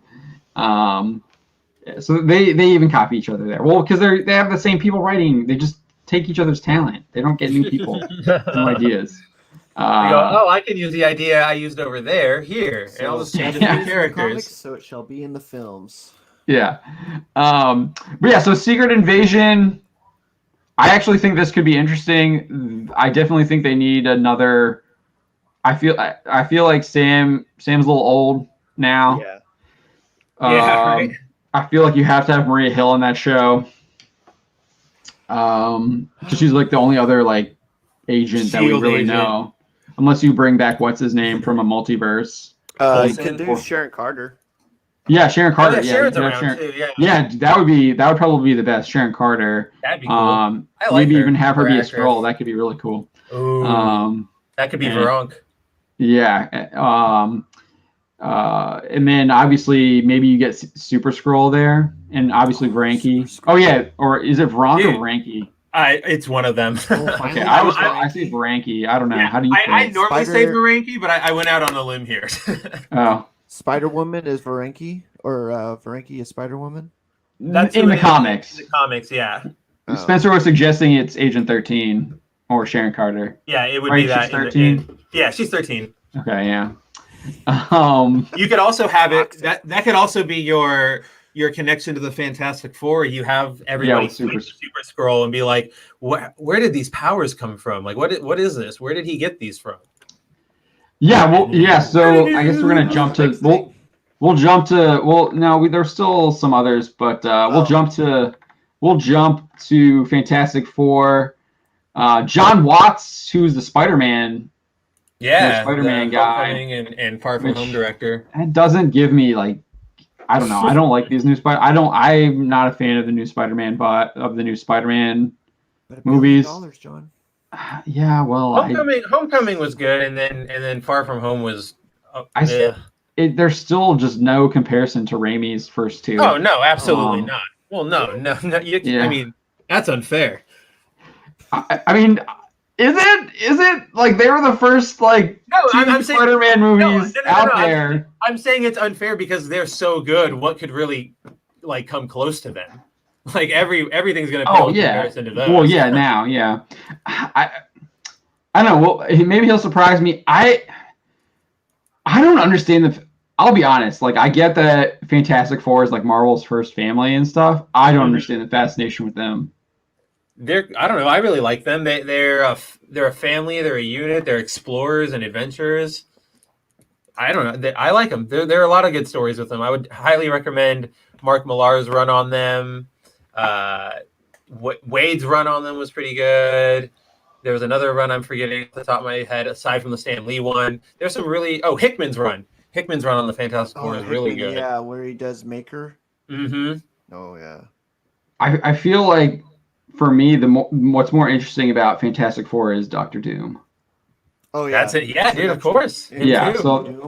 So if it has to be Doctor Doom, and then obviously you get Galactus and that stuff like that, and maybe like do you think they just do Fantastic Four, or do you think we get Franklin and what's her name? Valerie. Valerie, yeah. We'll probably get Franklin. Yeah. Yeah, they could totally flesh that out. I would have said he would have been the link to the X-Men, but they just retconned him from being a mutant. Shut up, Spencer. Yeah, they said why. It's because of because what's his name is of Slott on Fantastic Four. He's like, Slott's doing his thing on Fantastic Four, so I can't do. We have plans, and we just had to scrap them. Toxic Manflu is saying because I'm not interested in Fantastic Four. I have no taste in entertainment. I don't know. I just really feel like they're maybe the new stuff they came out with was just uninteresting. Yeah, The Incredibles is a fantastic film, which is Fantastic Four, the first one. Yeah. So it's gonna be really hard to beat that, I think. But we know it's possible though, right? Because we've seen that fitting them within the MCU is probably going to be the toughest part, unless they're on their own planet or their own timeline or something. I say it's going to be easier than doing the X-Men in the MCU. I think the X-Men just have to have their own like reality. Yeah, exactly. Yeah. For at least in the beginning, and then you can forever. Don't Well, if you want to do like a, if you want to have like a Wolverine team up or something like that, like Wolverine fighting the Hulk or something. I don't know, remember they were going to bring him in with the Canadian team. Yeah, that's right. With fighting against Ruffalo. Yeah, yeah. Alpha Flight.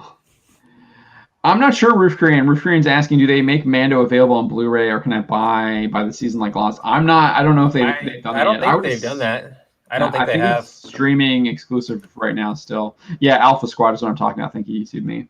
That's the Canadian team. Alpha Flight, not Squad. Yeah, Alpha Flight. Yeah, Alpha Flight, not Alpha Squad. Yeah, thank you. Toxic Manflu is now saying that he agrees with me. Fantastic Four comic is boring, but most comics are because the writers are crap. I will say I like the first one that Fox did, the first Fantastic Four movie. It wasn't terrible. It wasn't terrible though. I mean, that's like not what the Fantastic Four is though. They like took them out of their element. It was weird. Because they made them celebrities? No, because they made them more like street heroes instead of like the cosmic-y, interstellar like adventurer scientists they're supposed to be. They're supposed to be celebrities. They're absolutely celebrities. Right. Yeah, because the wedding is huge. Yeah, no, there's celebrities in the 616 too. I have no problem with that. They kind of explore in the beginning and then they get away from it, right? And then yeah. I don't know, it was entertaining for what it was. It definitely could have been a lot better. Toxic Manflu wants Beast to cross over with Batgirl. You mean Batwoman? It's gonna more likely to happen with Batwoman. CW tried to release their Batwoman trailer today. I don't think anyone watched it. Nobody. There was? Wow. Really? Yeah, it was like a minute. It was like a minute 15 seconds. Wow! Like talk about putting that under the like. Talk about a hard act to follow. Jeez. So again, they announced Fantastic Four. Like we knew it was coming. Feige's talked about it before, so this wasn't anything new. He wanted it, yeah. He's wanted it's it. Just for like, a long time. it's up here. It's just like Blade. It's there. We announced it, but we don't have any. We're not working on it right now. It's just on the board. Yeah. Which is surprising they didn't announce X-Men because. But yeah, so going back after Secret Invasion, I think they need some young blood in that show. Obviously, hopefully they'll get Varanki or Varank or however you say her name, and then that because who knows what, because we're thinking there's a Spider-Woman movie right with Sony. We didn't even hear their stuff because they didn't talk about any. He mentioned Spider-Man, but they didn't mention any other like MCU connected Sony stuff. Yeah, they didn't talk about Morbius or. Yeah, because it's a Disney investor meeting. So, but I mean, at the same time, if you're a Disney investor, you would be interested in the partnerships that the company you're investing in is doing. Especially when they were turning it into like a Comic-Con event. Yeah, right. So then they gave us Ironheart. I feel like we knew this was coming too. God. Man, this is like. And if nobody had talked about it, I'm sure everybody could have just guessed that it was coming. And this just came right after the CW announced their Naomi series. So then you get Ironheart. Like goes back to like wow, they just literally copy each other. Absolutely no interest in seeing. Both created by the same guy. Oh my gosh, you're right. And just create Ironheart too. Yeah. It says here Dominique Thorne. So they have is that the actress? Bendis. Yeah, that was the actress that they announced.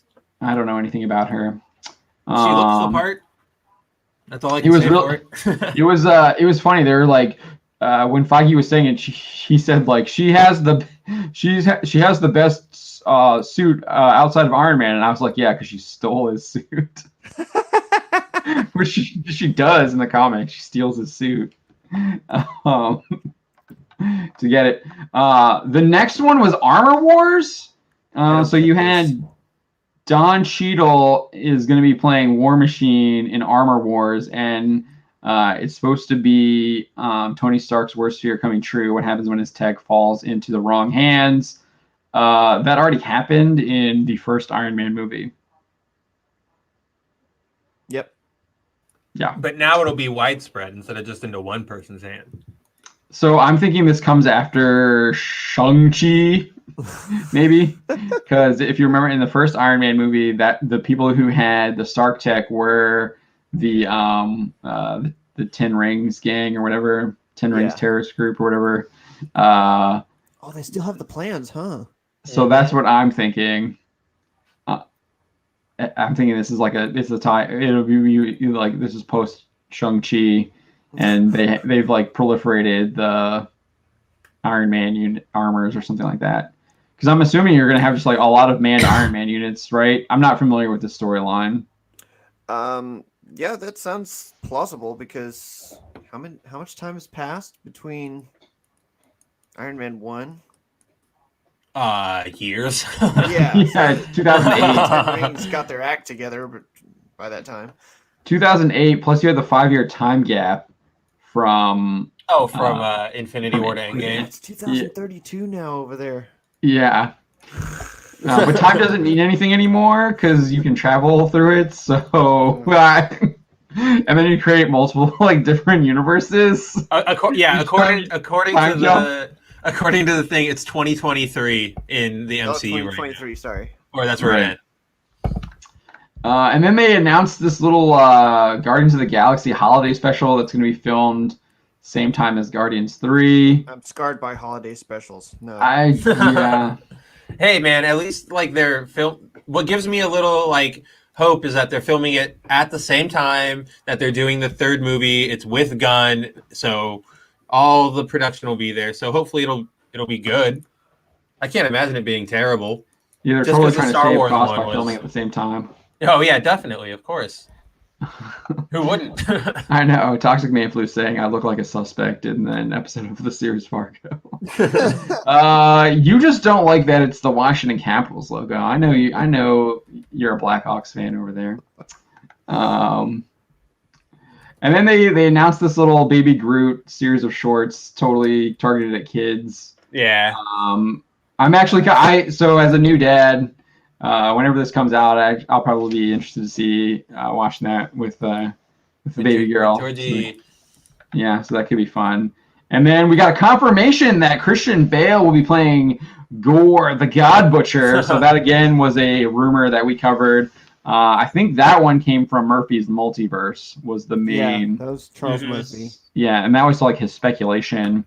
But if you don't know who Gore the God Butcher is, Don did a fantastic video on that. I tweeted the link out on our Bounding into Comics Twitter handle. The other, just like literally as soon as they made the announcement. So it might be like the most recent tweet we have, aside from this video, the stream on there. So yeah, check that out. He does a really good job breaking down who Gore the God Butcher is and why he's such a huge threat. Yeah, that was so good. And what does Gore the God Butcher mean? It also means venom. Yeah, through Null. And Null, yeah. So you get the symbiotes there. Yeah, that's really interesting. So they created Null after... So Null is a Marvel Disney owned, right? You would think, even though he's a symbiote. So, because he's a new character, so we don't know what the deal is. Obviously, we don't know what the Sony Marvel deal is anymore. They could probably use him, but they probably can't use the symbiote. So if they do introduce Null, it would just be like a dark god or something until they can get the rights back, and then they'll call him a symbiote. Right, because correct me if I'm wrong, the sword he has is like Null's sword, right? Yeah, gosh, what is it called? It's a cool name. It has a cool name. Something like that. Yeah, it's like a symbiote sword. It's really cool. So there's that connection with Venom. So they're even more intertwined there with Gore the God Butcher. Because what were the other ones? We thought he could be the Minotaur. We thought he would be. Damien or Darian. Yeah, the guy from he runs the business. Yeah, what is it?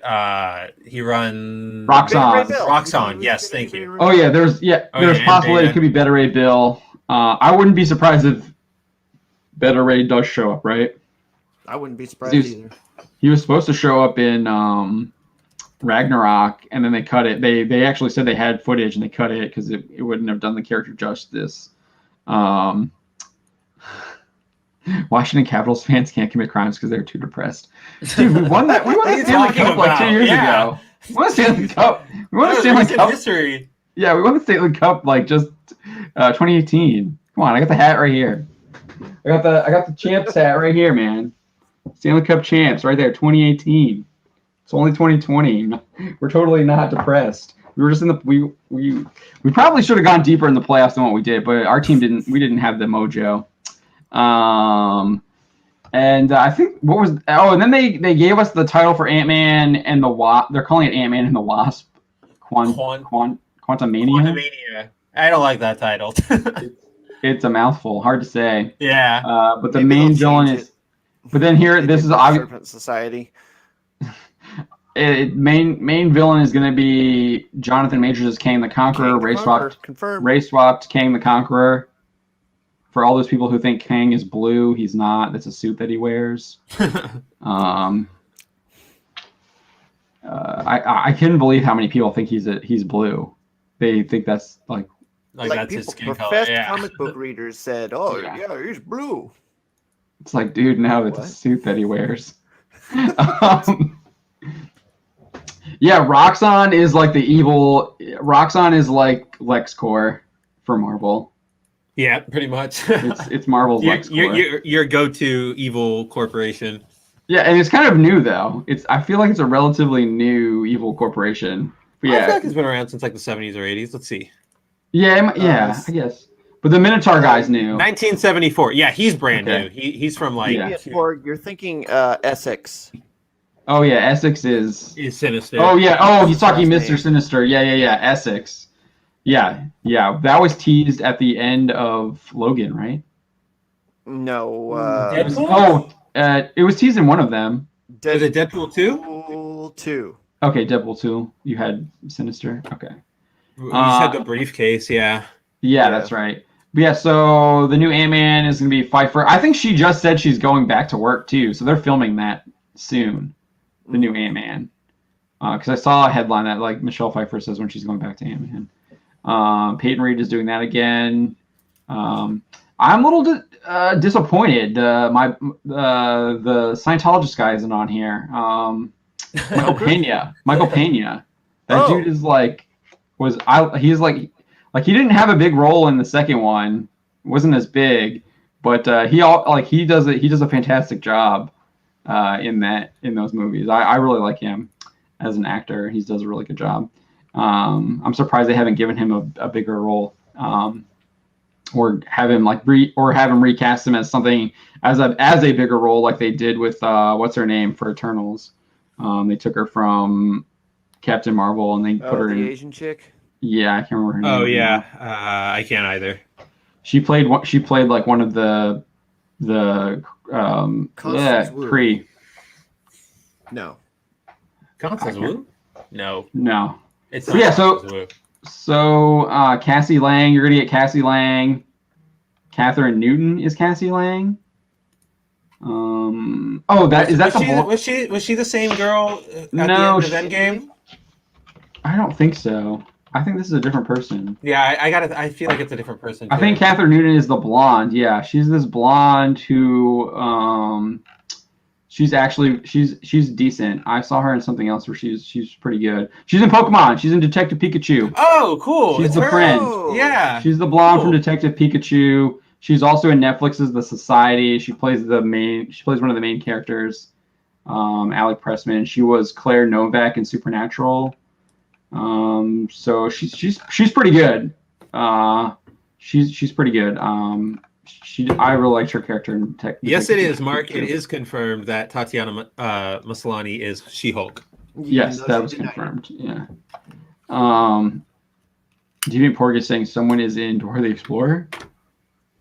Who? Who's in Dora the Explorer? Trailblazer. Oh, yes. Yes, okay. And that was pretty much it. Oh, no, we got Vera Farmiga in Hawkeye, and then Alaqua Cox as Maya Lopez, and then you got like the directors Bert and Bertie. I thought that was funny. Yeah. Like who even knows? I have no idea who those people are. I have no idea who they are either. I doubt that investors know who they are. They're like, who? Bert and Bertie? But yeah, Mark, she is confirmed as She-Hulk. They confirmed that. And then they gave a Black Panther 2 update saying that they're working on it. And that they won't recast.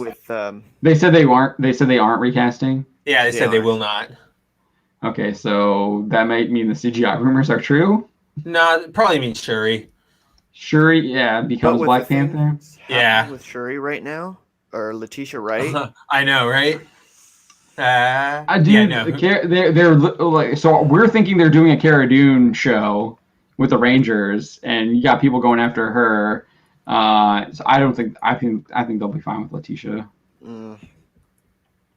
I mean, like Gina does the same thing. Oh yeah, and they're doing it. She really does. They're doing an Ahsoka show with Rosario, and people are going. Who everybody hates. Yeah. Well, dude, I read something like she actually like addressed that in the Vanity Fair piece that she did with Filoni, and like apparently like we covered this originally. I haven't really like seen it, but I think in the Vanity Fair piece they said like 10 of the 12 like charges have already been dropped by the person accusing her. So like, oh wow, it's BS.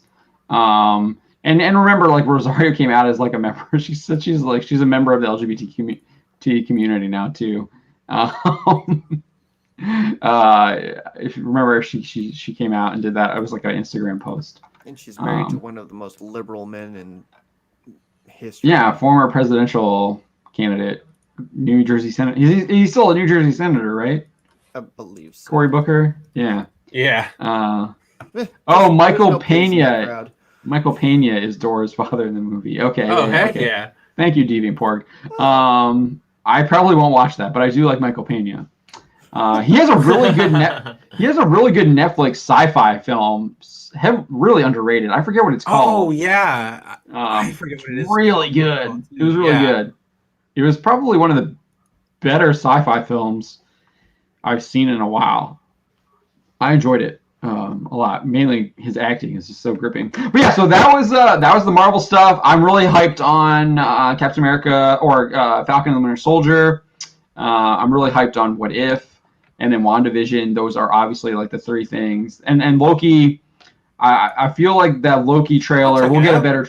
I feel like we're gonna get a better Loki trailer, but there's a lot to like look for in that Loki trailer. But there's so much; it's hard to kind of figure out like what's happening. It really felt like we were talking. It felt like a fun house, and it's really. So there's a lot of stuff to look at with Marvel. There's a lot of stuff to not look forward to with Star Wars, especially the Obi-Wan, man. That looks like just absolute garbage. I'm sorry, like they're like, oh, we're bringing Darth Vader back, and he's gonna fight Obi-Wan. It's gonna be so great. You're gonna love it so much. And it's like, what? No, go watch A New Hope. Get out of here. It's not what we want. Have you not? Did you not watch A New Hope? Get out. They have nothing to draw on. The member berries, that's what they have to draw on. D23, everybody was ranting and raving that they brought up Ewan on stage. Yeah. Losing their minds. And it's just like, what's this show going to be about? He's just going to be a hermit for like most of the freaking show. It's like you've already done like the most action he's going to get in the comics. He like defends Luke from like a bunch of like Jabba's thugs that have like increased their water tax or something like that. Yeah, right. Like, it's like wait, they're actually like I was like, wow, they're really going with George Lucas's the whole like trade federation thing was over like tariffs, and like we were like getting water taxes in this like comic. I was like, wow, they're actually like delving into some of the political stuff here. This is interesting. It's like taxes on water are bad. What? Marvel Comics is doing this? What? Luke is like, you're trying to what? I don't even. It's not even starving you. They're trying to deprive you of water. I don't even know what that term is. Thirst you, yeah, I guess. Dry you out. But yeah, I just thought that was hilarious. And he's like throwing rocks in the middle of the night at these people. So like Luke is, and then Obi-Wan just happens to be there, or he's gonna get killed. But yeah, so that was just kind of interesting. All right. Any last thoughts on this? I don't know. Kathleen Kennedy was very sleepy and did not make me excited about anything. Low energy. So outside, let's do our favorite things outside of Marvel and Star Wars real quick. I know we're almost at 11 here Eastern time, so we're getting a little late. But this isn't one of my favorite things, but they're recasting Tim Allen as Buzz Lightyear, and they're doing like a legit Buzz Lightyear movie. It's like member berries, Buzz Lightyear, and we're putting Chris Evans in it. I was just like, how is this gonna work? Like, because it's literally it's a Star Wars ripoff. Because Buzz is dead is what, Zardon or something like that? Yeah. Zurg, yeah, that's it, Zurg. So they're doing an animated Star Wars movie, right? Space Ranger. I mean, the cartoon was pretty good. If they don't do like a Buzz Lightyear origin, if they just do the continuing adventures, because that cartoon was really good. No, that's what they're doing though. They said they were doing a Buzz Lightyear origin, and it was going to be why all the people were buying the Buzz Lightyear toys in Toy Story. Why didn't they just cast Tim Allen? You know why? You know why they didn't cast Tim Allen? Yeah. Because he has a show called Last Man Standing, and he takes shots at the left all the time, and he had a huge dispute with ABC because they dropped him. Yeah. Yeah. Yeah. He was in Toy Story 4 though, wasn't he? I think he voiced him in Toy Story 4. Yeah, he was. And that just came out, but yeah. But we just talked about all these other actors and actresses who are having their own shows who a lot of people don't like. Yeah, I don't know. Tim Allen's old. It's probably more the reason why, because they want to do more of that. That is probably more the reason. Deviant Pork saying there was an animated series already with Buzz in space. Yeah, it was great. I didn't see that, so I don't know. But so yeah, I mean maybe yeah. So what else did you guys like outside of? I know you were like into some of the Net Geo stuff, Spencer. You said you thought that was cool. All that stuff looks really neat. The Chris Hemsworth thing where he like trains in all those super hard conditions looks pretty interesting, and Soul looks really good. Soul looks good. And that short was incredible. Oh, the bird short? Oh, yeah, the bird short. Yeah, the bird short. Holy, that animation was so good. Insane. And it was amazing how you can tell a story. It truly is amazing that Disney has those kind of storytellers where you can tell that story without any dialogue, and you like can take something away from it. Like even Dom was like, the message is that you overcome your fear, and you also like learn from other people. Because he learned from the hermit crabs in the sand. But me having like a kind of sick sense of humor, I was like, wait, where's the shark? When he was under the water for a little, I was like, oh, it's coming. Shark's gonna get him. Dude, they can write that story, no dialogue. They can't write a Star Wars story. Yeah. To save their life. Put the people from Pixar on Star Wars, please. Thank you. Fire your Star Wars Lucasfilm people. Get the people who did your bird short on Star Wars. Oh yeah, totally fire that writer's room. Deviant Porg is saying Alien. There's an Alien show. Oh yeah, we covered that, Deviant Porg, on. I covered that, and I was just like, yeah, they announced an Alien show and falsely claimed that it was going to be the first time the aliens are ever on Earth, like completely forgetting that AVP is literally set in the Antarctic, which people were saying that they didn't like AVP.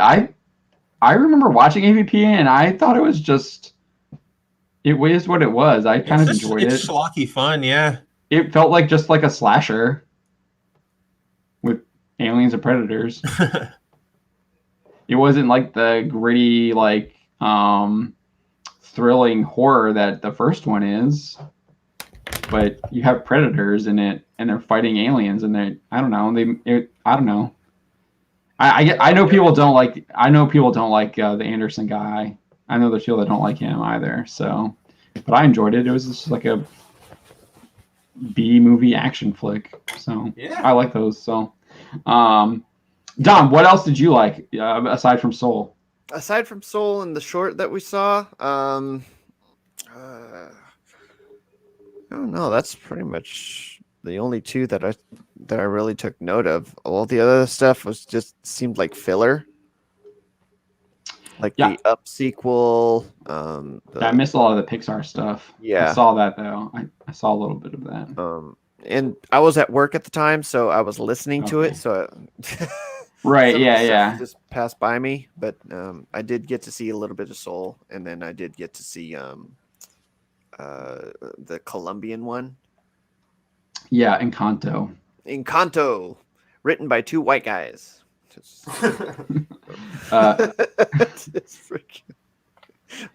didn't even show us anything of that. We just got the music, which I love. The Colombian music I was jamming to the music. Yeah, it was great. I like the music. And then Black Little Mermaid's coming. Oh yeah. But Encanto reminded me a lot of oh my gosh, I'm blanking on the name now. Coco from Pixar. Yeah, definitely. Which I really like Coco. That's a great movie. It's pretty good. Wakanda.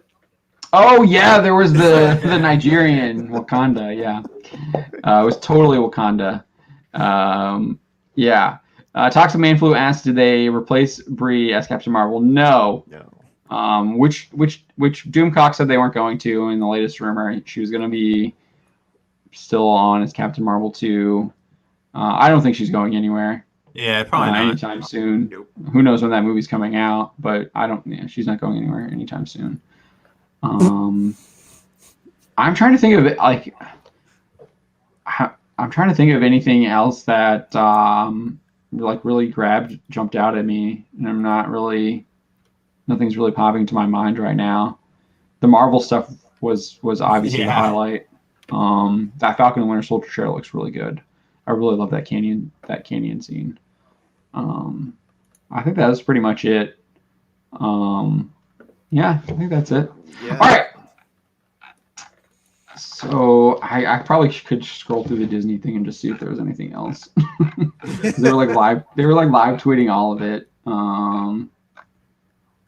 They're saying Black Panther 2 is actually going to come out on July 8th, 2022. So they got a release date for that. Oh. I didn't catch that. That's on the main Disney handle, Twitter handle. Oh, they were making a Willow? Again? Yeah, Willow. That's Lucasfilm. Yeah. We knew that. TV series. Yeah, the Buzz Lightyear thing just does not look good. No. They had this turning red thing that was totally. It's definitely a kid thing. I don't know. I saw something about were they doing another Big Hero 6? Because I liked the first one. They were doing a series for Baymax. Okay, that could be interesting. But yeah, here's the Wakanda thing. It's called. You're a father now, so you got to look at some of the kid stuff. It's called Iwaju, and it totally looks like Wakanda though. Frog Princess. Yeah, Tiana. Nothing. I'm not interested in that one. Moana. Zootopia Plus was It sounded like they were just creating a bunch of reality shows within the Zootopia world. Oh, the Raya. You said the dragon looked really cool, Spencer. Yeah, I like Raya. Oh, there was a trailer with the dragon. Raya in the last dragon. There was a featurette, and they were showing some footage, and they showed the dragon jumping around, dancing, pretty much walking on air, or bounding on air, and it was pretty great. Oh, wow. Bounding on air. I like how you did that. I think the last trailer I saw for that one, they didn't show the dragon, and I'm like, why? Where's the dragon? The dragon. This villain here, the formidable giant Tong, totally looks like the villain from Mulan. Yeah, that's what I thought too. They're doing a Sister Act 3. Oh my gosh, no. By Tyler Perry. And Whoopi Goldberg. Dude, can she even sing anymore? No. Through the magic of overdubbing. The Peter Pan and Wendy movie is going to be horrible. I think that's a show. It's gonna be bad. She's Sorry. already saying. Hook I'm is not the defending definitive. it. I'm not defending it. I'm just saying I think it's a show.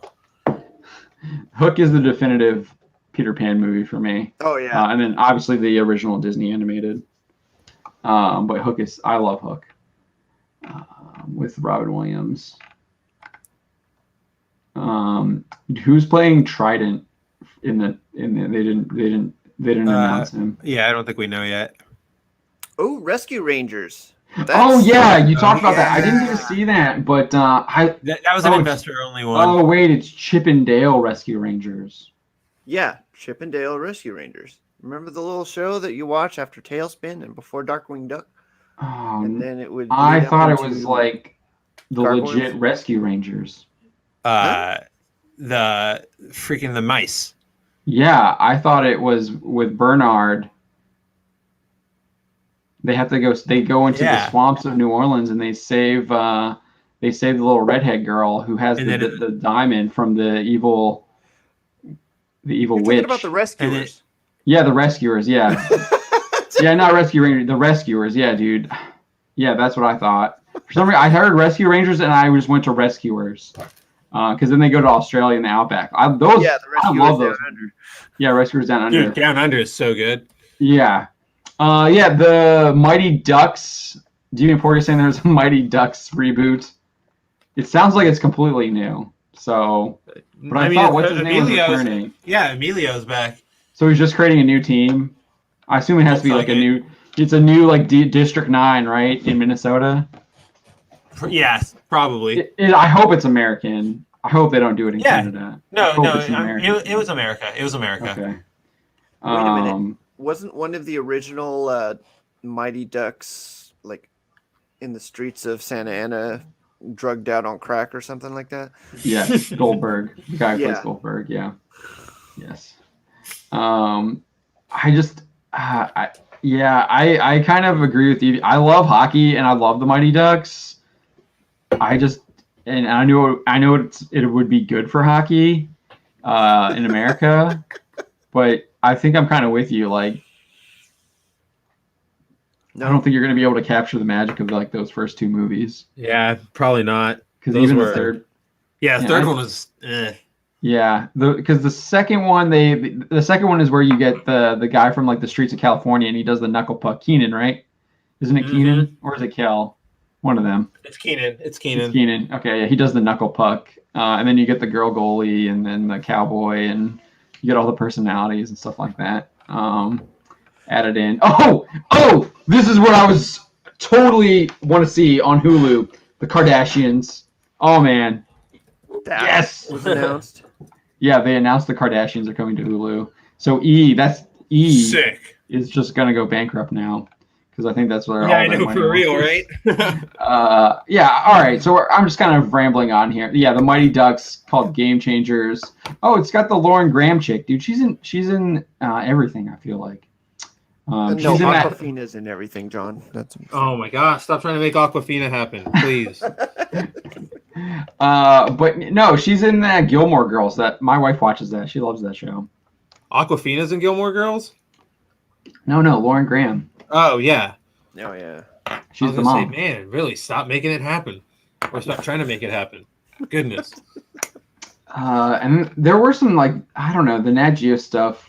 The spider jet was. Oh, they're doing the Cousteau thing, the Jacques Cousteau thing. Oh yeah, the Jacques Cousteau documentary series. Which I hope you know if they're doing a Jacques Cousteau, guess what they're going to have to do with that, right? You know how he was funded, right? I don't recall. I'm sure John Denver. John Denver's High Calypso song. Oh yeah. So maybe we'll get some John Denver music in the Jacques Cousteau documentary. I'll have to check that out. We absolutely will. Don's over here rolling his eyes like, oh my gosh, John Denver, turn it off. Can't escape it. No, the Star thing is outside of the U.S. Deviant Pork. That's totally. It has nothing to do with us. I don't know. I assume you're in the States. The Star thing is basically like a slap in the face. Porg's in France.